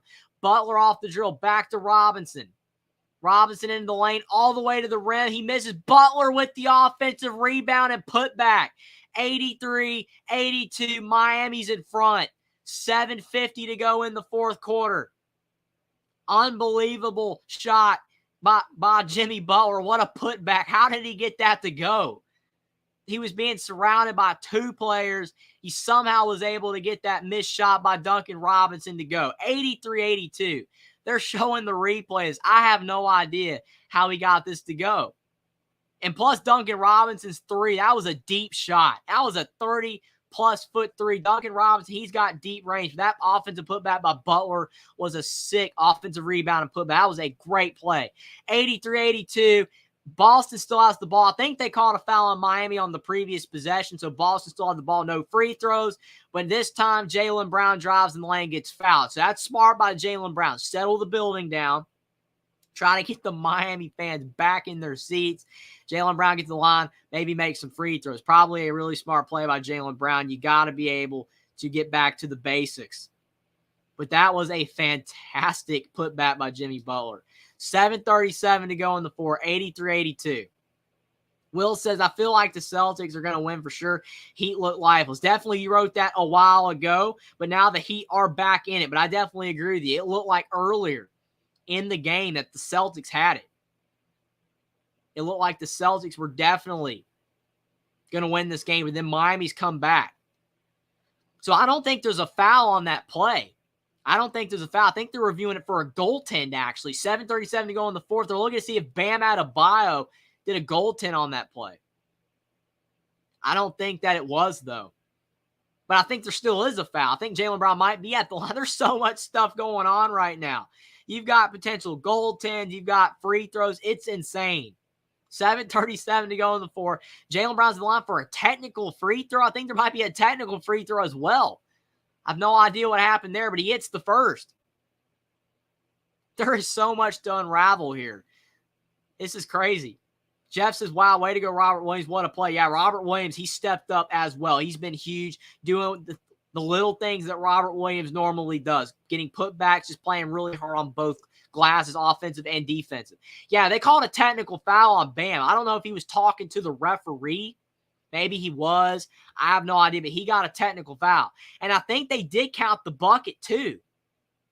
I think they did. So they did finally call it a goaltend, and they counted both shots. So it's 86-83 right now as it stands, unless they take something back. I have no idea. The score keeps going back and forth. But regardless, we're going to figure it out. That's a big swing for the Celtics to get momentum back their way a little bit. 7:33 to go in the fourth. Boston is in front. Al Horford, though, pleading his case. They just called a foul on him. So both teams' players are getting a little heated with all these fouls. It's getting really frustrating, especially at this juncture of the game. 7:30 to go in the fourth. Bam with the basketball. Kicks to Duncan Robinson, who just hit a big three. He takes a deep two. He's off the mark. And the rebound, it goes to Bam Adebayo. Somehow he was rejected by Horford without that being a foul. I have no idea how that was not a foul. That was a lot of contact on the other end. Al Horford on Bam. That was insane. But now you've got, yeah, that was all ball. That was all ball. It looked like maybe some body contact below, but that was all ball. That's a great block by Al Horford. But then on the other end, Jaylen Brown, he's going to be at the line. So it's 86-83, 7:15 to go in the fourth quarter. What a game. Jaylen Brown's first free throw is up, and it's good. So it's 87-83. Will says that the Heat needed that. I agree. And he also said that was embarrassing on that out-of-bounds play, for sure. Jeff says again, wow, what a game. Love it. Definitely. I mean, there's not many more exclamations that you can make about this game. This has been an incredible game. This is exactly what you want in a game like this. A potential elimination game, for the Boston Celtics. Miami's on the brink as well. It's been a great game. Jaylen Brown's second free throw is good as well. So 88-83. Jaylen Brown with 24 points and 7 rebounds. He's had a great game. He stepped up in the second half. Tatum had a great first half. He's cooled off a bit, but he's still having a great game. Butler to the rim. Butler misses another easy look at the rim. Good defense, though, by Horford. but still a shot Butler should have made. Tatum driving in the lane, another foul drawn. Tatum doing a great job of selling the contact. 6:54 to go in the fourth quarter. But Jason Tatum going off the dribble, driving in the lane, and he gets that foul on Caleb Martin. So now we have a timeout on the floor. King Markey says, hi, it's good to see you. How are you? I'm doing really good. Hope you're doing great as well, but really appreciate you for stopping by, King Markey. But what a game. This has been a great game. And, you know, who knows what to expect in the last 6 and change in this game. Boston leads right now. Their lead, it's not that much. They're only up by 2 possessions. But the Miami Heat, if they do not win this game, obviously they're not done. You can't, exclude them from having a chance to win the series because it's 3-3, and all it takes is one win. All it takes is one good game. Miami could go to Boston in Game 7 and win. But this is Miami's best chance left to win this series. They really need to win this game. They're on their own floor. They've got their own crowd. Boston's had some really good plays in this game, but Boston's also had their moments of struggling, and Miami just really has not taken complete and full advantage of that. There's been several times in this game where Miami's gotten really close to being, you could say, we've got a chance to win this game. They took the lead a couple times, but Boston just keeps coming back. Boston does not want to give up. So it's going to be really interesting for sure, but the way that the Boston Celtics have responded is really commendable, because they have done everything you could ask and more. Every single time Miami gets in front, or every single time Miami will get it close, Boston has responded. They have not given up, no matter how many times the crowd has gotten involved and engaged. It's been a great performance by the Celtics despite some of their struggles. Buckeye Mike says, hey, bro, congrats on the 1,000 subs. I really appreciate that, Buckeye Mike. Thanks for stopping by, and I really do appreciate on the 1,000 subs. Thank you guys so much for all the support. You guys are the best. I really appreciate it. We just passed 1,000 subs, and it's all thanks to you guys. You guys are the best. Really appreciate you guys for being here for this NBA game, for all the other NBA games, and for all my videos as well. I really appreciate you guys. You guys make this worth it. You guys are the best. Really appreciate you guys. Thank you so much, Buckeye Mike. RC covers the WNBA and the NBA. This game is getting extremely wild. Yeah, that's an understatement for sure. You're 100% correct. I mean, there's been some crazy moments in this game where sometimes you're just like, what is happening? There's like several outstanding plays that the refs are going to the monitor having to check. Is it a goaltend? Is it a foul? Is it in the restricted arc? Just tons of stuff going on. Is it a 3? It's a 2. There's crazy stuff going on. Both teams are giving it 110%. The refs are having to work overtime, even though we're not in overtime. There's been so much to look at. It's been technical fouls. All you can ask for more in a great game. It's been here tonight. It's a close game, and I'm sure people want a Game 7 unless you're a Miami Heat fan, and that could happen. We're a little under 7 minutes away from the Boston Celtics potentially winning this game and going to a Game 7. They're doing the unthinkable if that's the case after being down 3-0. But Miami, they're shorthanded. Miami is definitely shorthanded. They're down a lot of players with Hero and Oladipo, and then they had Vincent out one game, so they've got some injury stuff going on, but Miami's trying. But Jimmy Butler has to get going for Miami in the last 7 minutes. He has been cold all game. But if he can get going, I think that Miami still will have a chance. They're showing right now Tatum and Brown have combined for 50, whereas Jimmy Butler and Bam Adebayo have combined for 22. To me, that just feels like the game.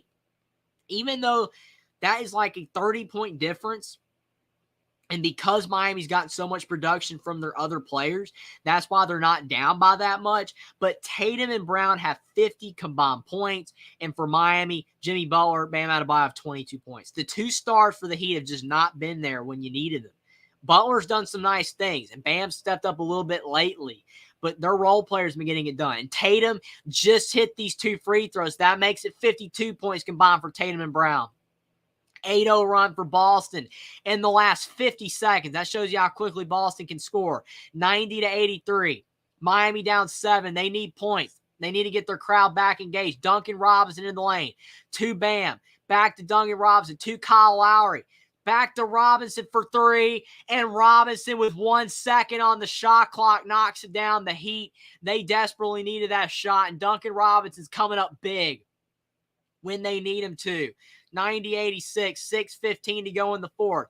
Jaylen Brown top of the key to Smart to Tatum for a layup. What a pass by Marcus Smart. That is an incredible pass. Tatum with the layup. That was a great play. He's up to 29 points, 8 boards, 4 assists. That puts Boston back up by 6. Now you've got Bam in the lane. I think they're going to call a foul on Smart. That was great passing by the Heat. You had Bam to Robinson to Lowry. Lowry drew a double team because there was only 1 second left. Smart, he bit on the drive by Lowry, and then you had Duncan Robinson hitting the 3 with only 1 second on the shot clock. Unfazed by that, and then Tatum. That was a great layup. Bam in the mid-range. Being guarded by Robert Williams. Pass to Robinson, and Robinson for 2 more, but the beneficiary was Bam Adebayo. That was a great pass by Bam and Robinson right where he is needed, getting in the lane. 4-point game. This is where Miami's been hovering for most of the second half, except for the few times they have led. They have been so close at times, but it's been only around this 4 to 6 point deficit for the most part. Boston has kept Miami at bay. Boston with the ball up 4. Make it 7. Derek White for 3. Big shot by Derek White. He just pulled from 3. No passing either. He just went up with it, knocked it down. Big shot. Gabe Vincent with a step back too. That's a good step back, but he could not get the shot to go. Robert Williams, Derek White crashed into the floor, but they saved the ball from going out of bounds. 5 to go in the fourth quarter.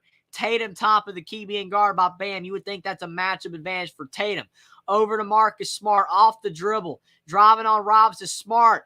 4-2 and 1. What a play by Marcus Smart. Taking the contact from Duncan Robinson and laying it in. That is a great play by Marcus Smart. Look at the hang time here. Taking the contact. Duncan Robinson tried to go up straight, but he just could not do it. That's a heads-up play by Marcus Smart. That's a tough shot. 19 points for him. This is probably his best game, especially offensively in this playoff series. Had a really good game 5, but all-around game, shooting the ball, getting inside. He's been great in this game, and he hits the free throw to boot. So it's 20 points for Smart. That's 3 guys for Boston over 20 points, and the Celtics lead by 10. 98-88. Desperate times for the Heat. Under 4:50 to go in the fourth. Jimmy Butler, who is still cold in this game, over to Bam, who is also still cold in this game, to Duncan Robinson, who's been great in this fourth quarter. He kicks to Butler, back to Caleb Martin for, I think, a 2. His shot's off the mark. Tatum with the board, under 4:30 to go, and now the Celtics can kind of start to eat clock. They can kind of take their time more on these possessions as the clock winds down in this game. Boston with a 10-point lead. Probably try to get to the line, get fouled, be smart for Boston. Tatum shoots a 3. He's off the mark. Jaylen Brown with the rebound, though, on the offensive end. And I think that there is a timeout from Joe Mazzulla. And that's a good timeout by Joe Mazzulla. Because his team is up by 10 with 4:10 to go in the fourth quarter. You've got 4 timeouts. Miami only has 2 timeouts. And you take one to get your team rested a little bit, try to draw up a good play. Because if Boston scores on this possession, then they'll be up by around 12 or 13 points, depending on whether it's a 2 or a 3. And there's still time, because as quickly as teams can score in the NBA, there's still time for Miami. But that would, you would think, almost put Miami away in this game. So I think that is a good timeout by Joe Mazzulla. Nance, it's still a close game, keeping it interesting. I agree with you, Nance. Still appreciate you for watching, but I agree with you. It's been a close game for sure. But Boston's extended to a 10-point lead, and they've got a great chance to win this game and potentially get it to a game 7, be the first team ever to come back from 3 down. That would be incredible. Will says, isn't he in the restricted area? Yeah, I think that you can make an argument that he was, but I think they called it anyway because he got Derek White in the head earlier in the game. RC says, Tatum, what do you have? Critical times. Yeah, Tatum's been big. I mean, Tatum's been big. Yeah, he hasn't had as big of a second half, but Tatum's been big in this game. He's done enough in this game, for it not to really be him if Boston lost.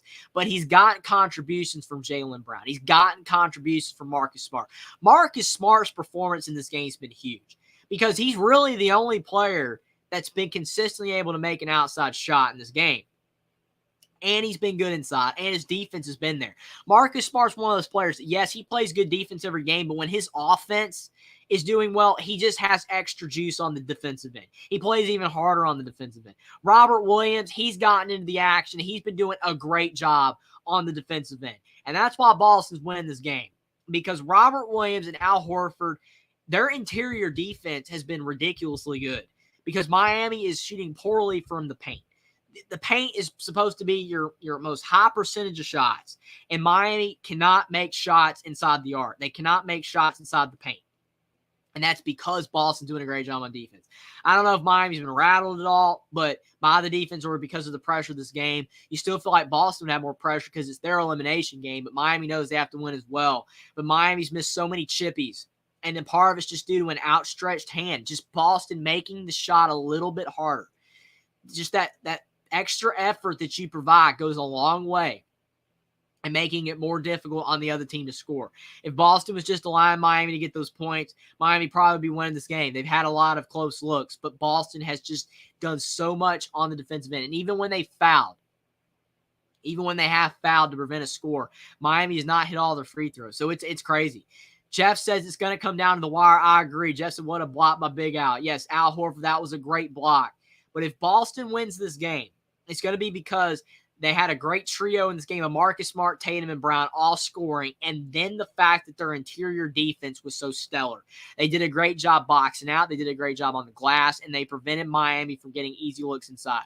If Miami wins, it's going to be because of the fact that they shot the ball well from three.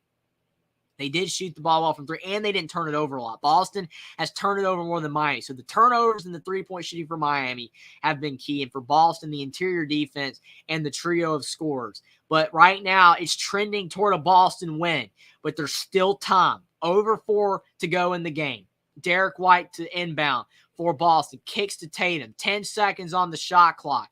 Being guarded by Gabe Vincent. That's a height advantage for Tatum. Over to Marcus Smart. Being guarded by Duncan Robinson. Smart for three. His shot is short.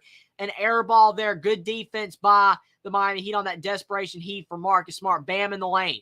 To Jimmy Butler and a foul on Boston. So Jimmy Butler will have a couple of free throws here. These would be huge free throws for him because I feel like in the last 4 minutes of this game, Jimmy Butler needs some points. Jimmy Butler is a fantastic player. But Jimmy Butler has not had a big game. He has not had a big scoring game. He's done some other things. He's not been awful on the defensive end. He's had some moments on defense. He's also been a pretty good facilitator to his team. He's got 8 assists. I mean, it's not like he hasn't done those things. He's got 10 rebounds, 8 assists, but only 11 points. Make that 12. But for Miami, they need more from their guy, Jimmy Butler. They need more. And if they don't win this game, they're going to need Jimmy Butler to have a big game 7 to help them somehow win this series. Butler does hit them both to give Miami a shot. They're down by 8, a sliver of hope. Jason Tatum up the floor, Boston up 8, 3:40 to go in the fourth. If Boston scores around 10 to 12 more points, you feel like they're in great shape. Brown to Robert Williams. Robert Williams misses a 2. Caleb Martin with the rebound. Boston misses. Here's Miami's chance. Under 3:30 to go in the fourth. Caleb Martin to Jimmy Butler. Butler draws another foul. So right now, Jimmy Butler's going back to one of his smartest plays that you could possibly do. Draw fouls. Just get in the lane, draw a foul on whoever's guarding. That time it was Robert Williams. Robert Williams tried to be fundamentally sound that drive, but he just did not have the defensive stance there. He wasn't in the right position, the defensive positioning to stop Jimmy Butler. Butler's got 13 points, 10 boards, 8 assists, but he's going back to what he does best, and that's getting to the line. And he is a solid free throw shooter. His first free throw is off. He does miss the first.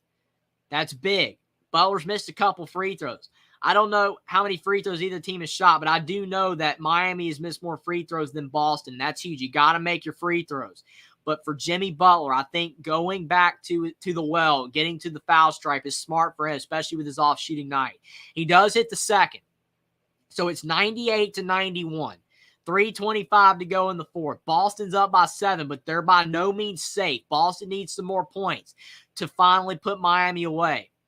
with the Heat trying to hang in there and win this series. Going to be interesting. Jason Tatum, top of the key, over to Smart, inside to Derek White. Now, White goes outside into the lane. White misses. Tatum gets the rebound, and he's fouled. They're going to call a foul on Miami for pushing him out of bounds. So Jason Tatum doing a great job fighting on the glass. And again, a big reason why Boston could possibly win this game is their rebounding effort. They've been great on the glass. It's not just Robert Williams. It's not just Al Horford. You look at Jason Tatum, Jaylen Brown, they've been doing a great job rebounding on the offensive end, on the defensive end, and they've shot the ball more in this game than Miami because they've got more attempts. And Tatum now has 30, 99-91, but some of these possessions where Boston's just kept it alive.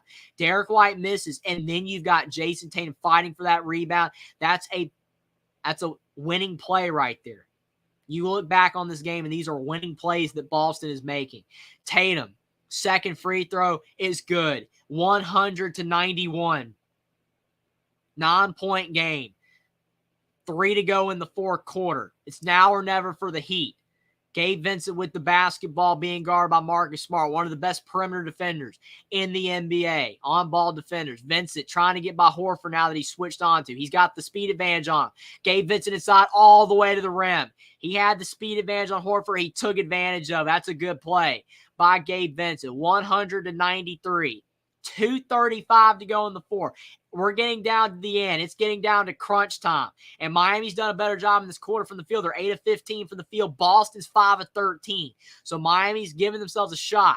Only down 7. Horford in the lane. Almost turns it over. He keeps the ball in the lane. Horford for 2. His shot's off the mark. Horford almost had the offensive rebound, but Caleb Martin ends up with it. Miami down by 7. Jimmy Butler to Duncan Robinson. Back to Jimmy Butler, 4-3, and Jimmy Buckets delivers. 100-96 when you needed him most. He just hit a big bucket. What a shot by Jimmy Butler. 1:55 to go in the fourth, and this game isn't over yet. Boston only up by 4. Tatum at top of the key to Horford inside. Horford back to Tatum. Off the dribble, Tatum inside, draws contact. He misses the layup. He had a great look there. He just could not get the shot to fall. Now Butler with the ball in attack mode. He's on Marcus Smart. Butler past Smart into the lane, and he draws another foul on Jason Tatum. Jimmy Butler's taking over. This is exactly what the Miami Heat have needed all game. Jeff said that's smart on Boston driving to the basket for sure. They've done a great job of that, getting to the line. But now Miami's doing the same thing. They're giving Boston a taste of their own medicine, getting to the strike. RC covers the WNBA and NBA. I can barely wait to see what the end result of this game is. Either ending for either team will be exciting, for sure. And then whether we have a Game 7 or not, it's been a lot of fun covering these conference finals. I really appreciate all you guys for being here, and the finals should be fun as well. I'll definitely try to be back for some of those games. But this has been a lot of fun. We might have a Game 7. We might not, but we're a $131 away from knowing who will be in the finals if the elimination game happens, if it's over, if this is an elimination game where Miami does find a way to win. Now, if it's a Game 7, we'll have one more game left. But Jimmy Butler, he misses the second free throw. So it's 100-97 outside to Duncan Robinson because Miami had the offensive rebound and he misses. Boston with the ball. That would have tied the game. 1:10 to go in the fourth. That was so close. Butler missed, and it almost ended up being a good thing he missed the second free throw. Robinson missed the 3. Had a great look. White to Tatum, 4-3. Tatum misses. Jaylen Brown with the offensive rebound and foul. That's a big turnaround. What a turnaround right there. You had a missed free throw from Butler. Robinson with a wide open 3. That could have tied the game, was wide open, just couldn't get it to fall. And then on the other end, Tatum misses the 3, but Jaylen Brown with the offensive rebound, and he's fouled. What a swing of momentum right there. Again, one of these plays, if you look back on this game, you're going to say that was a turning point. Brown with 25 points, 10 boards, with some big free throws here. His first free throw is up. It's good. So 101-97. These are pressure free throws, whether you're up or down, for sure. This is crunch time. Only 101 left in the game. Boston leads by 4. Jaylen Brown's second free throw could put them up by 5. Jeff says, go Celtics, go make history. I agree. We'll see if they can. They can keep the series alive, stay alive, and be able to cut it. Be the first team, get it to a game 7, and be the first team to ever come back from 3 down. Be crazy. But Jaylen Brown misses the second free throw. Miami down the floor. Jimmy Butler to the rim, and he lays it in and won. 101-99. What a game. 53 seconds left. Jimmy Butler off the dribble, and all game long we've been saying, where's Jimmy Butler? And he comes up big late. Jimmy buckets. Will says, why has he been doing that the whole game? Maybe he just wants to play it on the edge. He's come back. In this game, he's got 20 points, 11 boards, 8 assists. Looks like he's had a great game the whole time. And this time, he knocks down the free throw. 101-100. 12-3 run for Miami. In the last 3 minutes, they've come all the way back. No timeout by Mazzulla. Very shocking Joe Mazzulla doesn't call a timeout. 40 seconds left. Derek White, top of the key. To Jason Tatum. 35 seconds left. Tatum driving into the lane. He misses, gets his own miss. He misses again. No foul is called. Bam Adebayo bringing the ball to the floor for the Heat. They can take the lead here. Duncan Robinson for 3 misses. Jason Tatum with the rebound. Smart with the ball. And there's a foul by Duncan Robinson. Should Duncan Robinson have taken that 3? I don't know. But he has been feeling it. And that was a good look. But there was still 18 seconds on the shot clock. I don't think you needed that 3. If he hits it, you're a hero for sure. But you were only down 1. You did not need a 3. I don't think you needed a 3, but it is what it is. I don't blame Robinson for shooting that ball, but you did not need a 3 there so early in the shot clock as well. Marcus Smart, though, misses the first free throw. That gives a little bit of life to the Heat. Marcus Smart, he does hit the second. So he's got 21 points. 102-100. This is the game. I'm surprised there's been no timeouts. This is crazy. There's been no timeouts by either coach. 10 seconds left in the fourth. They're just letting them play, letting the adrenaline flow. 102-100. 8 seconds left. 5 seconds. Jimmy Butler, top of the key. He's in the corner. He goes up, and there's a foul on Al Horford. Jimmy Butler was trying to shoot a 3 in the corner, looked like desperation, and they call a foul on Al Horford at the most critical juncture of the game. Was it a foul? I think so. I don't know. It's close. He got a lot of ball, but I think he got him with some body as well. But it looks like there's going to be 2 free throws. They're looking to see if it's 3 or 2 free. If it's 3 free throws, that would be huge, because then Jimmy Butler could win the game with 3 free throws. But if it's a 2, the best he can do is tie. But we're going to have to see what they call, whether it's 3 free throws or 2. What a game. Nana says the exact same. Oh, my, what a game. 100%, Nana. Everybody is being treated mightily with this game on Memorial Day weekend. Hope everybody's having a great Memorial Day weekend to start. But what a game to kick it off. This is fantastic. We might have a game 7 that will be on Memorial Day. That will be tons of fun. But even if not, even if Miami does win this game in the series, this has been a great series. Either way, it's been fantastic. But we're going down to the end. This is exactly what you want to see in a game like this. We'll be remembering this game for a long time either way. This is a fantastic game. Will says, my heart is going crazy right now. I think everybody's heart's going crazy, especially if you are a fan of Boston or Miami. But even if you're not, just the fact how great this game is and the fact that it could go either way. Boston keep staying alive in the series.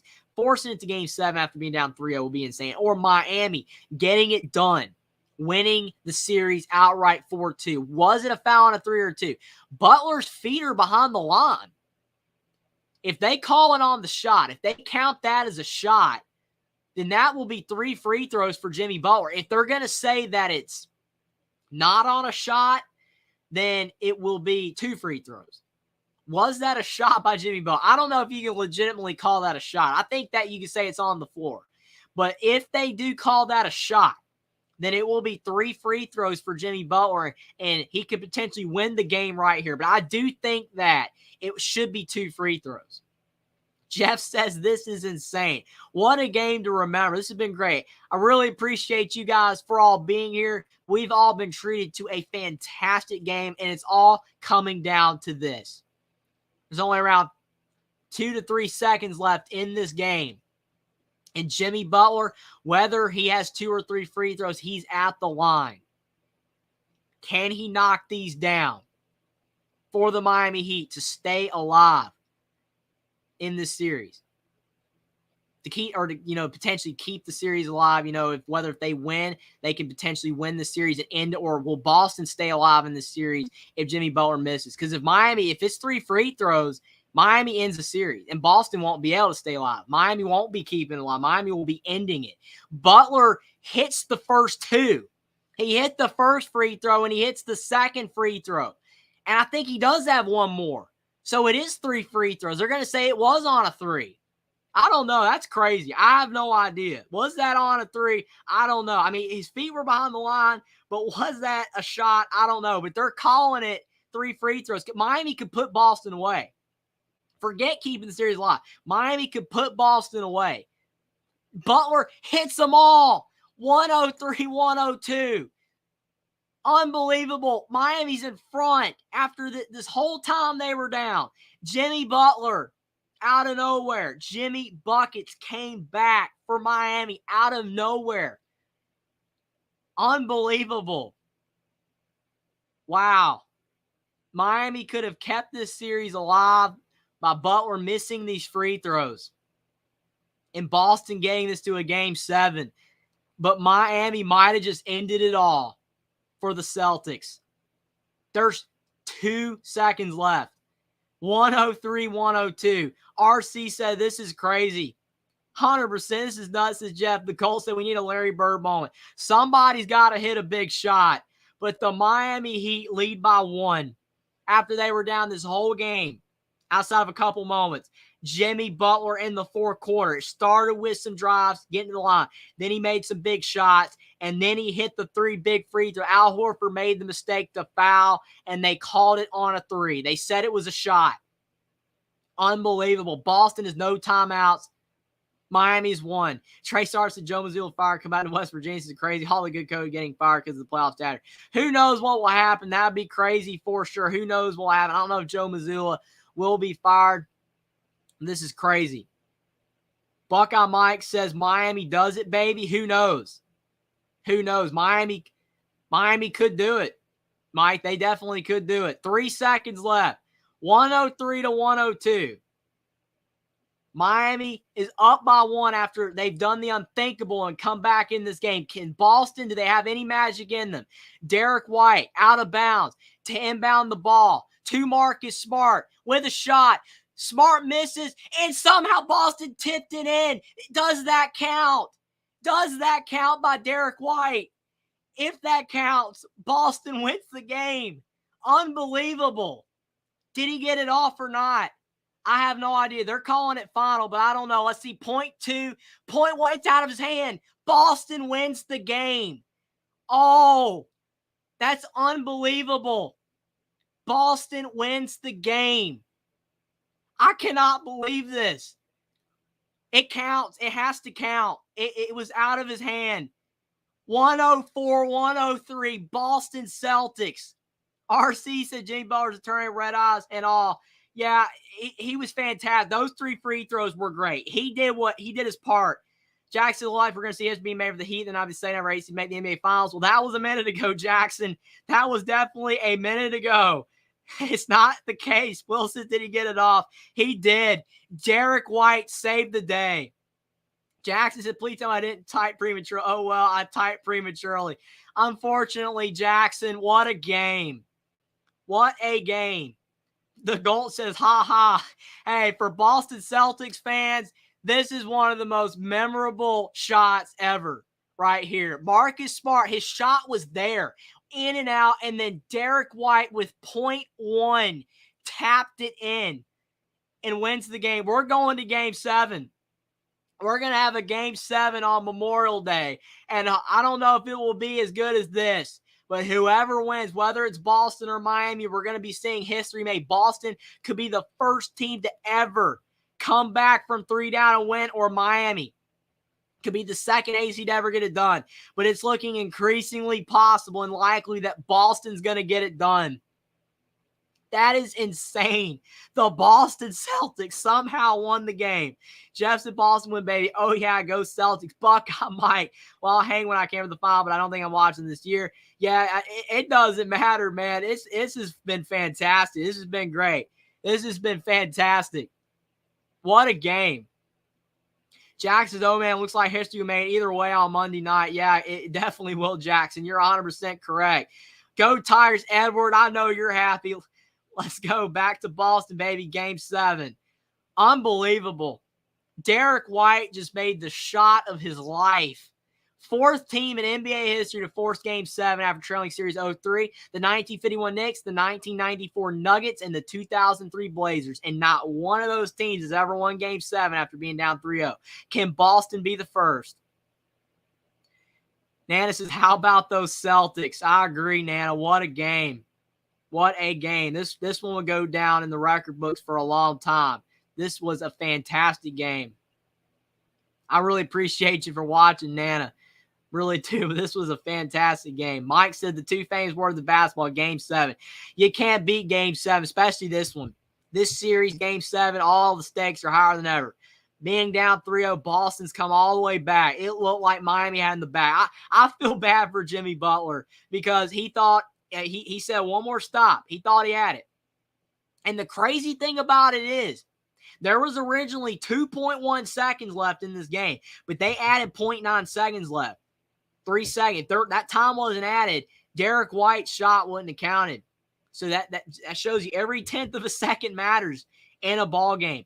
Eric Spoelstra could be in big trouble. I hope I'm wrong about that, though, said Jackson. Yeah, I think Eric Spoelstra should be fine. I mean, I know the way coaches are getting fired now, you never know anymore. But I don't think Eric Spoelstra should be, fired at all if they don't win. But like you said, you just never know anymore. But, wow. Go Tigers, let's go Game 7. I mean, I cannot believe we just witnessed. That was an incredible ending. Looked like the Heat had it. Butler hit the free throws, and then Boston with the tap back. Wilson Nuggets Celtics going to be a great NBA final. I feel like this was the Heat's shot to win. Yeah, Miami needed to win this one. I mean, I'm never going to count them out because as we've seen with the NBA, crazier things can happen. Until a team finally comes back from 3-0, it's never been done before, you feel like Miami still has a chance. So back in TD Garden, and it's going to be really tough for Miami. But wow. Go Tigers. So that was magic, 100%. Jeff said this is one of the best games I've ever seen. I mean, there have been some great games throughout history in the NBA. I mean, you talk about Michael Jordan's shot, crossover, step back. I mean, the Larry Bird's had some incredible moments. I mean, LeBron James, just tons of players have hit big shots in big games. Kobe Bryant had some incredible shots in big games. But this is right up there because it looked like Miami had it. That they had the series. And this made it even more impactful because of the fact that the game was supposed to be over. The series was supposed to be over. Miami had in the bag like they were going to win. And then Boston comes back, steals it right out of the Heat's clutches. Jack says, I still have the NBA Finals be the Nuggets. I just want to see an AC make it to the NBA Finals. Yeah, that would be cool. It really would be. But it would also be cool to see a team that's never come back down 3-0 finally do it. Mike says slumps over when they went from 2.1 to 3 seconds. Well, yeah, I mean, it gave Boston the necessary seconds that they needed, tenths of a second left to be able to win. The goal says Paul Pierce, Larry Bird, some of us have been spoiled to expect these heroic endings. Yeah, Paul Pierce, Larry Bird, I mean, the Celtics throughout their history now have had so many fantastic players that have hit big shots in fantastic moments. And Derek White, he might not be the most likeliest person to do that, something like that, but it doesn't matter who does it. He did it. And Boston won 104 to 103. Hearts are being ripped open for the Miami Heat right now. They are so sad because they had it. They definitely had it. It is so unfortunate for Miami fans. But all will be okay. All this will be forgotten if they win Game 7. No big deal. If they win Game 7 Memorial Day, they're going to be fine. But hearts are breaking for the Miami Heat fans. It is so unfortunate because they played so well to come back. Jimmy Butler, you could maybe make an argument since they lost. He got going too late. Maybe you can make that argument. But Jimmy Butler got hot at the right time, and he came all the way back and was scoring bucket after bucket. And he was able to get Miami in front by 1. There was only a couple seconds left. But then we just saw the unthinkable. Marcus Smart missed. And then you have Derek White, 0.1 seconds left. Crazy. Just insane. Go Tyson. What an ending. And Jimmy guaranteed Game 6, though. Just what Jimmy back to Boston. Incredible. Mike's Game 7C versus Cat 2018 was one of the best. Yeah, it was a great game as well. Mike says Ray Allen's better than Paul Pierce. I mean, all of the Boston players have been incredible. I mean, that you talk about up at the top of their franchise. There's been some great players in their history. I mean, they have got some fantastic players that you can go up and down with. The Gulls didn't mean to leave out Ray Allen. Definitely can't leave out Ray Allen. He's fantastic.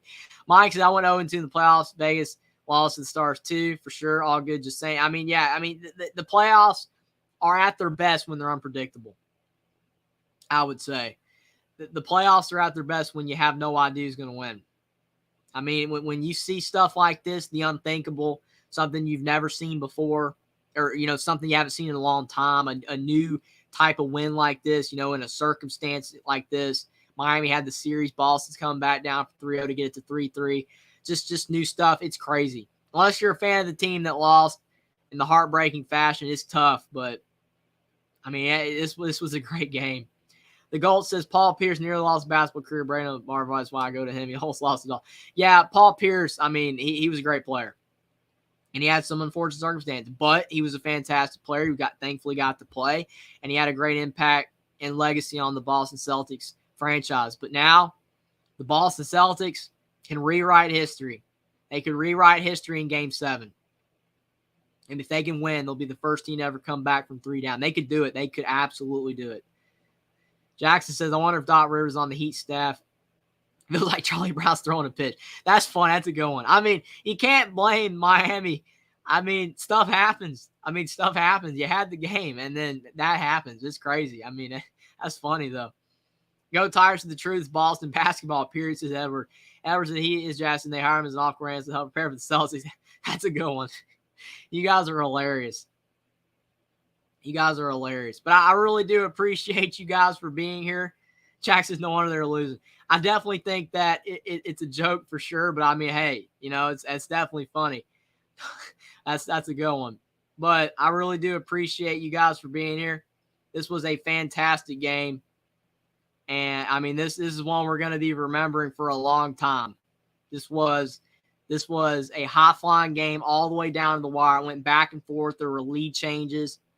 Incredible defensive effort by both teams. Steals, blocks, great shots being made. Tatum was getting it going early with the step-back twos. And then you look at, overall, just the way Jimmy Butler responded late in the game. He was fantastic. Go Tigers said, no, they really did. Okay, I guess he did. I mean, if they did hire Doc Rivers, that's crazy. Man, I don't know if that had anything to do with it. I didn't know you can hire, people before the season ended. I didn't know that. I thought that you had to end the season before you could hire somebody, but I guess not. So, I mean, that's crazy. Definitely have to read up and check up on that. But, I mean, thanks for telling me. I had no idea that Miami did hire Doc Rivers already before the season, and that's crazy. But I guess you can do that. Wow. Well, I mean, I don't think you can blame Doc Rivers for that. But like you said, with the fact that, they've, lost, so many games, Doc Rivers in heartbreaking fashion with so many franchises, it's crazy. I mean, wow, I didn't know that. Thanks for telling me. The Gold said I still ever watched the Brewers go down to the Panthers. Boston got to take one back from Florida. That's crazy as well. So many sports going on. Buck, I might catch you next time, bro. Good job tonight. I might be here Monday. Talk soon. Appreciate that. Hope you have a good night. But it's going to be a great Game 7. We'll definitely try to do that game for sure if the schedule allows. But, again, I hope everyone has a great Memorial Day weekend. But this was a great way to kick it off in the sports world. The Boston Celtics keep the series alive, and we're going to Game 7. Go Tigers says, congratulations on the 1,000 subs. I really appreciate that, Edward. You guys have been the best. You guys are awesome. I really appreciate all the support because if it wasn't for you guys, I would, this wouldn't be worth doing. You guys are the best. I love doing these games, and I really appreciate that you guys like watching the games with me. It's so awesome. You guys are the best. Really appreciate you guys. Thank you, Edward, so much. Really appreciate all you guys. Thank you for the 1,000 subs. You guys are the best. Really do appreciate it. But we've been treated to a fantastic game. You guys are awesome. like the stream down below, subscribe to the channel if you guys are new, share the stream out on social media, but most importantly, thanks for being here. We were treated to a great game. I cannot wait for Game 7. That should be a fantastic game as well. And like Jackson has said several times, either way you go, history is going to be made. Either way you go, history is going to be made. Victor, thanks for stopping by. The Celtics are in the history come from 0-3 and tie the series force in Game 7. I agree with you. I mean, history will definitely be made in the fact that they're the only 14 to do it. I mean, that's crazy. I think overall, looking at the fact that they're only going to be the fourth team to do, to do that is rare. But if they're the first team to actually win Game 7, I mean, that would further cement themselves in the record books for sure. So I definitely agree with that. I mean, they've already done the unthinkable, but they'll even further do the unthinkable if they do win on Monday night. But the Miami Heat definitely don't want to let that happen. I think they're going to get there, and then they only lost by 1. They played fantastic on the defensive end at times in this game, but Boston just did enough with a tap back by Derek White with 0.1 left in the game. It's incredible. It's truly incredible. You just cannot beat this game. But again, I really do appreciate you guys for being here. I hope you have a great Memorial Day weekend. Fantastic game. Thanks for being everybody. Victor said Nuggets Celtics in the NBA Finals. It's going to be a great game to watch. Can't couch chickens before they hatch. Heat aren't done. The Heat are not done for sure. I mean, like you said, the Nuggets Celtics is looking increasingly likely that it's going to be those two teams, but the Heat are not done. They're not going to want to give up. But if it is Boston and Denver, should be a fantastic finals. It could go all the way to Game 7 for all we know. Hummus Hero says, hey, Jeffrey, just showed up at the end. Congrats on the 1,000 subs. Really appreciate that, Hummus Hero. Really appreciate you for stopping by. You guys are the best. I really do appreciate that. You guys are awesome. Really appreciate that on the 1,000 subs so much. You guys are awesome. Really appreciate that, Hummus Hero. Definitely a fantastic game. I mean, there's no more words that you can say for this game. In the fact that it was memorable, it was awesome, it was heartbreaking for Miami. It has all the adjectives that you could possibly use for this game. Heartbreaking, fantastic, just a great game. Effort being displayed. Both teams gave it everything that they possibly had. They laid it all on the line. Jaylen Brown, Jason Tatum, Marcus Smart were great for Boston. And then Jimmy Butler. Duncan Robinson has moments. He was fantastic, hitting some shots. Caleb Martin as well. But then you had Jimmy Butler at the end. Hitting those 3 free throws. He was clutch, but it just wasn't enough for Miami. Just insane. Just cannot believe how great of a game this was. But again, really appreciate all you guys for being here. Thanks, Hummus Hero, a lot. But definitely one of the best games that we have seen in a long time. Just fantastic. Victor says, just got more streams and subs. Congratulate. Thank you, Victor. I really appreciate that. Thank you so much for the sub. Really do appreciate it. I definitely will be back for some more streams. I will definitely try to do Game 7. And hopefully, you can't expect it to be great as this one was. No way you can expect that, but it could be. You never know. It could just be as good as this game. Could go all the way down the wire, but I really do appreciate you for the sub, Victor, a lot. Thank you so much. And for sure, I mean, an incredible game. I mean, if Game 7 is anywhere close to as good as this game, whoever wins, whether it's Miami or Boston, if it's like even just a really close game, it would be a great follow-up to this one. But, I mean, if this was the Game 7, that would be even crazier if this was the Game 7. If both teams are on the elimination block and Boston had a 1 in Game 7 like that, that would have been even crazier. Ty Guy, thanks for stopping by. Ty Guy Celtics going to win it all. I mean, they might be destined. They might be destined. If they do beat Miami in Game 7, do the unthinkable, they might beat Denver. I've said it all year. I felt that Denver and Boston were the 2 deepest teams in the NBA, especially Boston, but Denver really came on late. But if it is Boston, Denver, it could go either way. It really could. I know most people feel like if Miami does win, Denver has a really good shot because they're the deeper team. They might win in 5 or 6 games. What the NBA's taught us this year is you have no idea, though. You just have no idea. But like you said, the Celtics could win it all. And I really do appreciate you for stopping by, Ty Guy. What a game. I mean, this game right here, I'm sure everybody's talking about it, that watches the NBA, that watches this game and all. This game delivered. I mean, I don't think anyone really saw this one coming on how good this game was going to be. I mean, you look at the Miami Heat. I mean, they did everything you could possibly do. Gixer Squid, thanks for being here. Says that's the way to finish the game. Crazy. I mean, the way the game ended, the way it ended with Derek White with .1, and the fact that if they didn't add time left, they wouldn't have won. I mean, they was 2.1 seconds left. They added it to 3 seconds, and that extra 0.9 seconds allowed Boston to win. At extra 0.9, because if they didn't have extra 0.9, there's no way that they would have won. That's insane. Like you said, that is definitely a way to finish a game. I mean, if every game finished this way, they wouldn't be as crazy. But when they happen every once in a while, especially in a big game like this, it means so much more. But really appreciate you for stopping by, Gigs for Squid. Jackson, the Celtics got off the snide real quick. Yeah, I mean, it's crazy how things can turn. When it was 3-0, oh, Boston's playing terrible. What happened to them? And then now they've won 3 in a row. They almost lost this game. Joe Mazzulla's fired. I mean, it's crazy. You go from Joe Mazzulla might be fired to now Boston might win the whole thing. It's crazy how you go from that in just 0.1 seconds and one tap in by Derek White. And then you look at Miami. Eric Spoelstra might be in a little bit of trouble. It's just crazy if Miami don't win this series. It's crazy in today's age how quickly things can go from, good to bad that quickly. I mean, it is that quickly. It's just crazy. Todd Guy said, we'll definitely watch with you Monday. Thank you, Todd Guy. Really appreciate that. I mean, again, hopefully it's a great game for sure, but I really do appreciate that. Definitely will look forward to seeing you on Monday. I will definitely try to. I should be able to, hopefully. Todd Guy said we're always going to sweep. We just want to sweep the last 4. Laughing out loud. I mean, hey, living life on the edge isn't bad if it works out, Sometimes it gets a little dicey. Looks like you're at the brink, but then you find a way. And that's what Boston's done. They've found a way to stay alive, and they've got the team.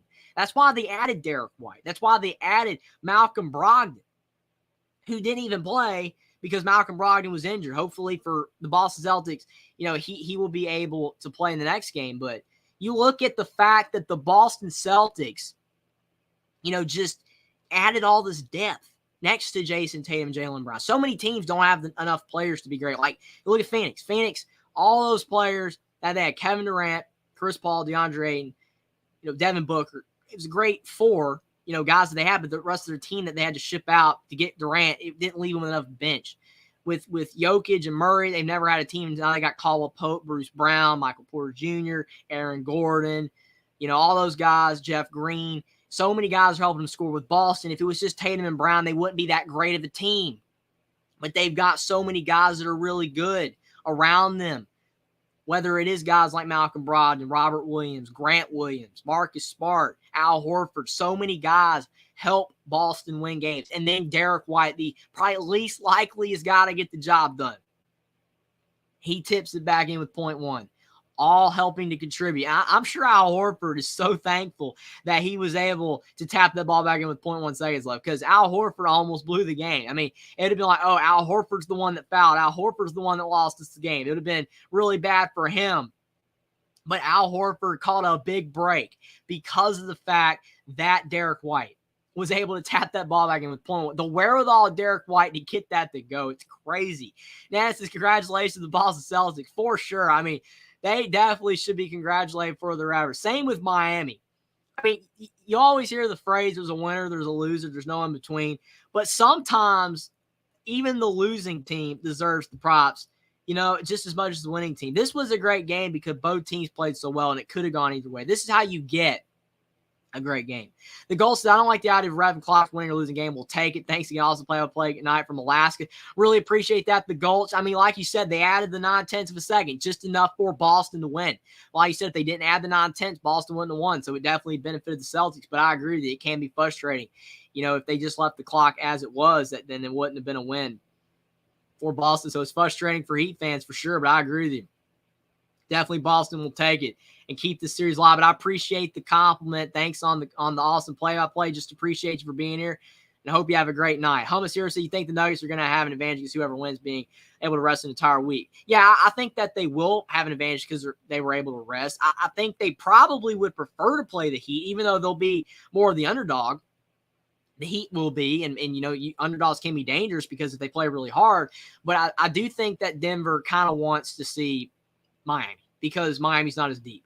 And you feel like Miami, as much as they've had to do, even if they do get Hero back, will Hero mess with the rotations? Who knows? Maybe he will, struggle to be able to get himself back into the rotations, be able to have, Miami with the roster that they have on the floor right now and be able to integrate Hero back into that. Maybe it will mess up some of the roster construction that Eric Spoelstra currently has. Who knows? But I still think that if Miami does beat Boston in Game 7, they're going to need Hero.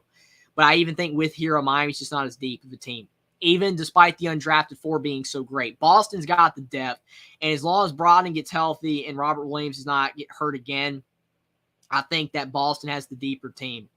And I think that Denver would rather face Miami. But I do think, like you said, that the Nuggets have an advantage whoever wins because of the rest. You are right in that regard for sure. Ty Guy says Hummus here could go either way. They could be rested or rusted. I've seen it go both ways. Good point, Ty Guy. I mean, that's a great point. The rust could be a factor, but I'm sure that Denver is doing everything they possibly can to stay loose, stay warmed up. It's not one of those situations where you're like in, like college football or college basketball, when you're in the offseason, you take a break. I mean, I'm sure they're working out every day to stay ready. And if they're not, they should be, because you don't want to lax. Any laxation and things can go wrong because of the fact, like you said, if you are a little rusty, then you could blow the first game or two. Because either way you go, Denver's going to be the higher seed. They're the 1 seed. So, I mean, you do not want to lose a home game. You cannot lose a home game. Like Hummus here said, or maybe they get rusty and in Game 1 they come out flat. Like you said, cannot come out flat. I doubt that Denver will. But like you said, who knows? You could be right. I mean, the rest could be an issue, but I do think that they will be fine, but we'll have to see. But all I know is first things first, we've got Game 7. Monday night should be a fantastic game. Hummus here said that's what I'm thinking. It could be. I mean, you could be right. It could be a rust factor. But like I said, we're not going to know for sure how Denver's going to be affected either way until we do see the end of this series. And the end of the series, I definitely agree with the sentiment that it's looking like Boston-Denver. But, I mean, Boston, they can't fall flat in Game 7. They've already lost 2 home games in this series. Miami could get it done. I don't think that it's a slam dunk for sure, given that Boston's going to win Game 7. I think they're going to be favored for sure. They should be favored after winning these last 3 games. And the fact it isn't TD Garden, which TD Garden is a tough place to play. And it's going to be really hard for Miami. If Miami's going to win the series, they needed to win it tonight. They did not. So they're going to have to find a way to be able to win at TD Garden if Miami wants to prevent Boston from doing the unthinkable. But I do think that Boston will be fair, but I don't think it's going to be a slam dunk. I think Miami's still going to give everything they got. I don't think Miami's going to give up. They didn't go up 3-0 to give it away. So they're going to be desperate as well. Both teams are still on the brink. Boston, they were on the brink every game. 1 loss, they were done. They were 1/10 of a second away tonight from being done. They stayed alive. But I do think that overall, that the Boston Celtics, they're going to have the advantage at home. They're going to have the momentum because they've been playing great the last few games.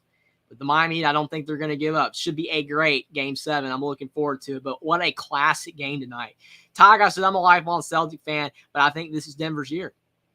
It could be. It definitely could be. I mean, Denver's playing that well. I mean, they're in the zone right now. You look at the way they played against the Lakers. The Lakers played good, actually, in some of their games. I mean, it's not like they were elite in any of the 4 games, but I felt like the Lakers played good enough to win at least 2 games against Denver. And they won none of them. And that's because Denver played as well as they did.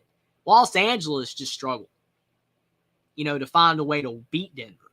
It's not that they struggled in any of the games. It's just they struggled to find a way to beat Denver. And that's because Denver just kept coming. Every single time that Los Angeles was close to winning. There were several games where they were this close to winning. And then you saw Denver just win. Denver would just go out there and win.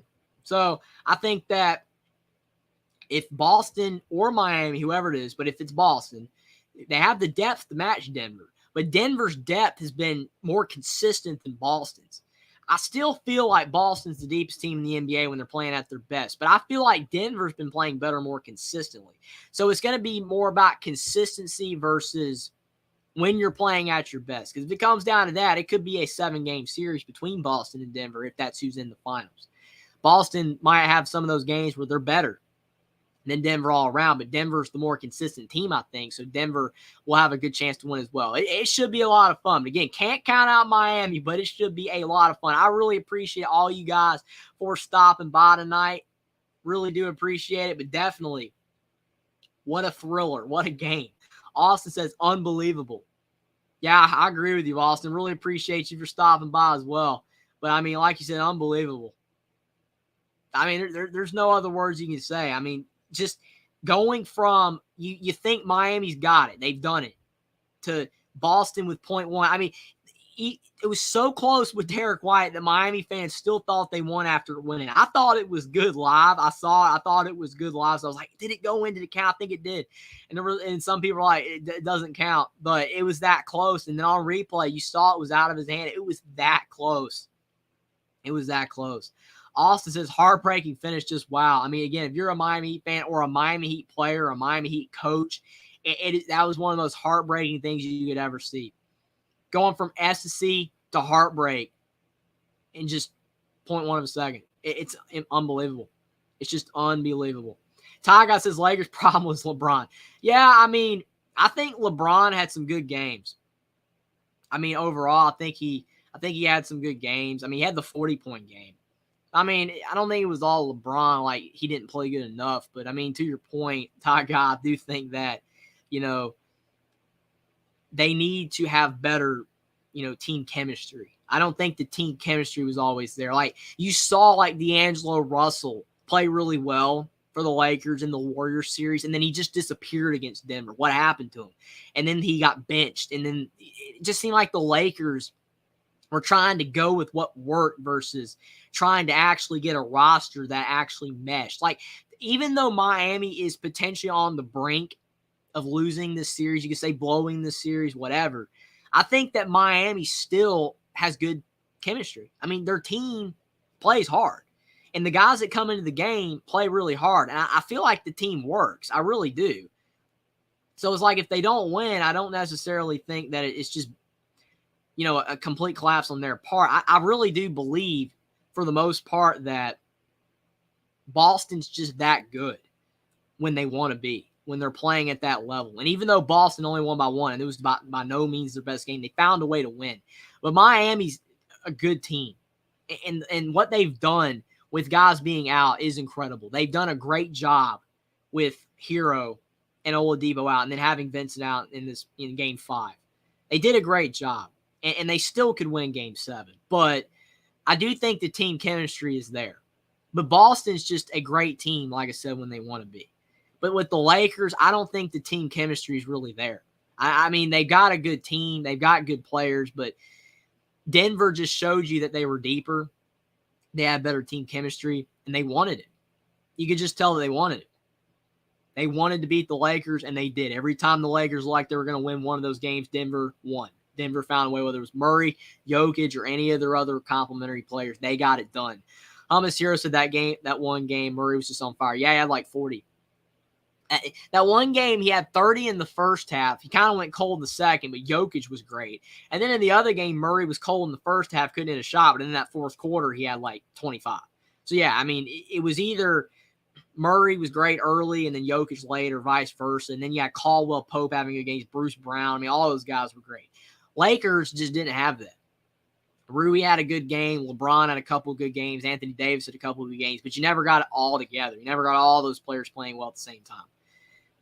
Hummus here said the Lakers played really well that night. For sure, they just still lost, like you said. Hummus here said he was just unconscious, hitting everything. Yeah, I completely agree with you, Hummus. He also said LeBron's still a really solid player, just can't take over games like he used to. Yeah, I mean, I agree with that. I mean, you do look at like LeBron at Miami, though. He had Chris Bosh, had Dwayne Wade. You had Mario Chalmers. That's some good players. I mean, they were a good team back then.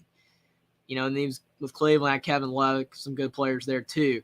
It's just with the Lakers, I just don't know if they have the team to get it done right now with how many great teams there are, whether you've got the Boston Celtics or you've got the Denver Nuggets or you even they were able to beat the Warriors. They're still good. And they're the 76ers. I mean, I don't know if that's going to blow up because you don't have coach anymore, but who knows what they're going to do there. There's just a lot of great teams in the NBA right now. So it's tough to win a title. It's tough to win a title, and like you said, I don't know if LeBron can carry the Lakers, but not as often anyway. I agree with you there, but for sure, LeBron's still a solid player, but the Lakers just don't know if they're capable of getting it done. Thomas here said, I agree. It's about having a balance, right? Not just individual pieces, for sure. Because, I mean, you look at Miami, they were able to win some of the games when Jimmy Butler wasn't playing that great because of the role players. They were getting it done. But tonight, they played really well, but they fell short by 1 point. But, again, this is going to go on the record books. What a game. What a finish. Boston survives. Boston will be the first team to ever come back from 3 down. It's going to be incredible to see what happens in Game 7. If they can do it, win the series 4-3, will Miami take it back and win in TD Garden? It's going to be a lot of fun, but I hope you guys have a great night. Really appreciate all you guys for being here. Thanks all the ones that subbed tonight. Really appreciate you guys. Thanks for all the ones that subbed in the past. You guys are awesome. I really appreciate you guys all for watching. You guys are the best. Really appreciate you guys, because without you, this would not be worth doing, because I love doing this. I love calling these games. It's a lot of fun. And you guys make it even better. You guys are the best. Ty Guy says, have a great night, everyone. Great show, Jeffrey. Thanks for showing up, Ty Guy. I really appreciate it. All you guys are awesome. Really appreciate it. But what a game by the Boston Celtics. What a game of the Miami Heat. But Boston won at the end. Great game. Cannot wait for Monday night. It's going to be a fantastic game. Hope everyone has a great Memorial Day weekend. But what a game by Boston. Derek White did the unthinkable with 0.1 seconds left. This series, it's going to be fantastic either way. History is going to be made either way. Either 8C Miami getting it done, or Boston coming back from 3 down. Hummus here says, later, Jeffrey, I'll try to stop by earlier for Game 7 Monday. Thank you, Hummus here. I really appreciate that. I cannot wait for Game 7. Can't wait to see you. Thanks for the stream. Thank you for showing up, Hummus here. I really appreciate it. But thanks for being here, everybody. What a game. You guys are the best. Thanks for being here. What a win by the Boston Celtics. What a thriller. Thanks for being here, everybody.